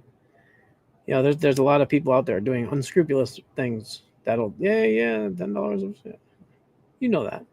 You deal with that all the time, I'm sure. People asking, "Oh yeah, where do I get good stuff?" And you're like, "Right here."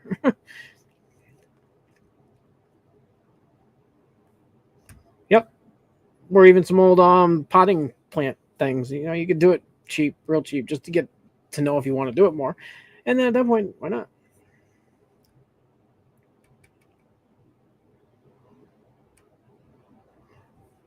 Oh yeah, PF Tech is definitely good mass mofo, but it is a little bit more in depth. Like you got to learn a little bit more.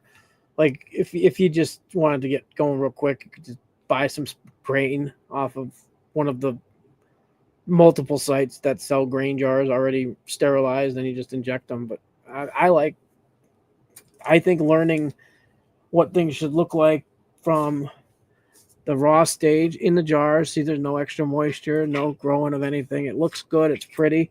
And then seeing it after a break and shake, and you see, okay, there's still some mycelium on there. It's nice and spread out. This was almost fully half colonized earlier. And then a few days later, I mean, I did this grain to grain on the 9th, on 3/9. So, what's that? That's 12 days, and this is fully ready to go. It was ready to go days ago. I just haven't touched it. I just think it's fun. I had issues with LC in general. I don't know if I use too much or if I'm just the stuff I make, it works great. I mean, like I make these little jars sometimes. This is like a 30cc LC. It's shaken up, but I make these just for myself to practice and experiment with.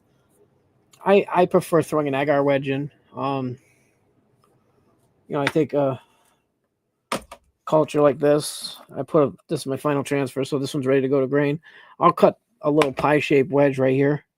Boop, boop, or backwards, but just cut out a little wedge right here somewhere. Let me try to do this right.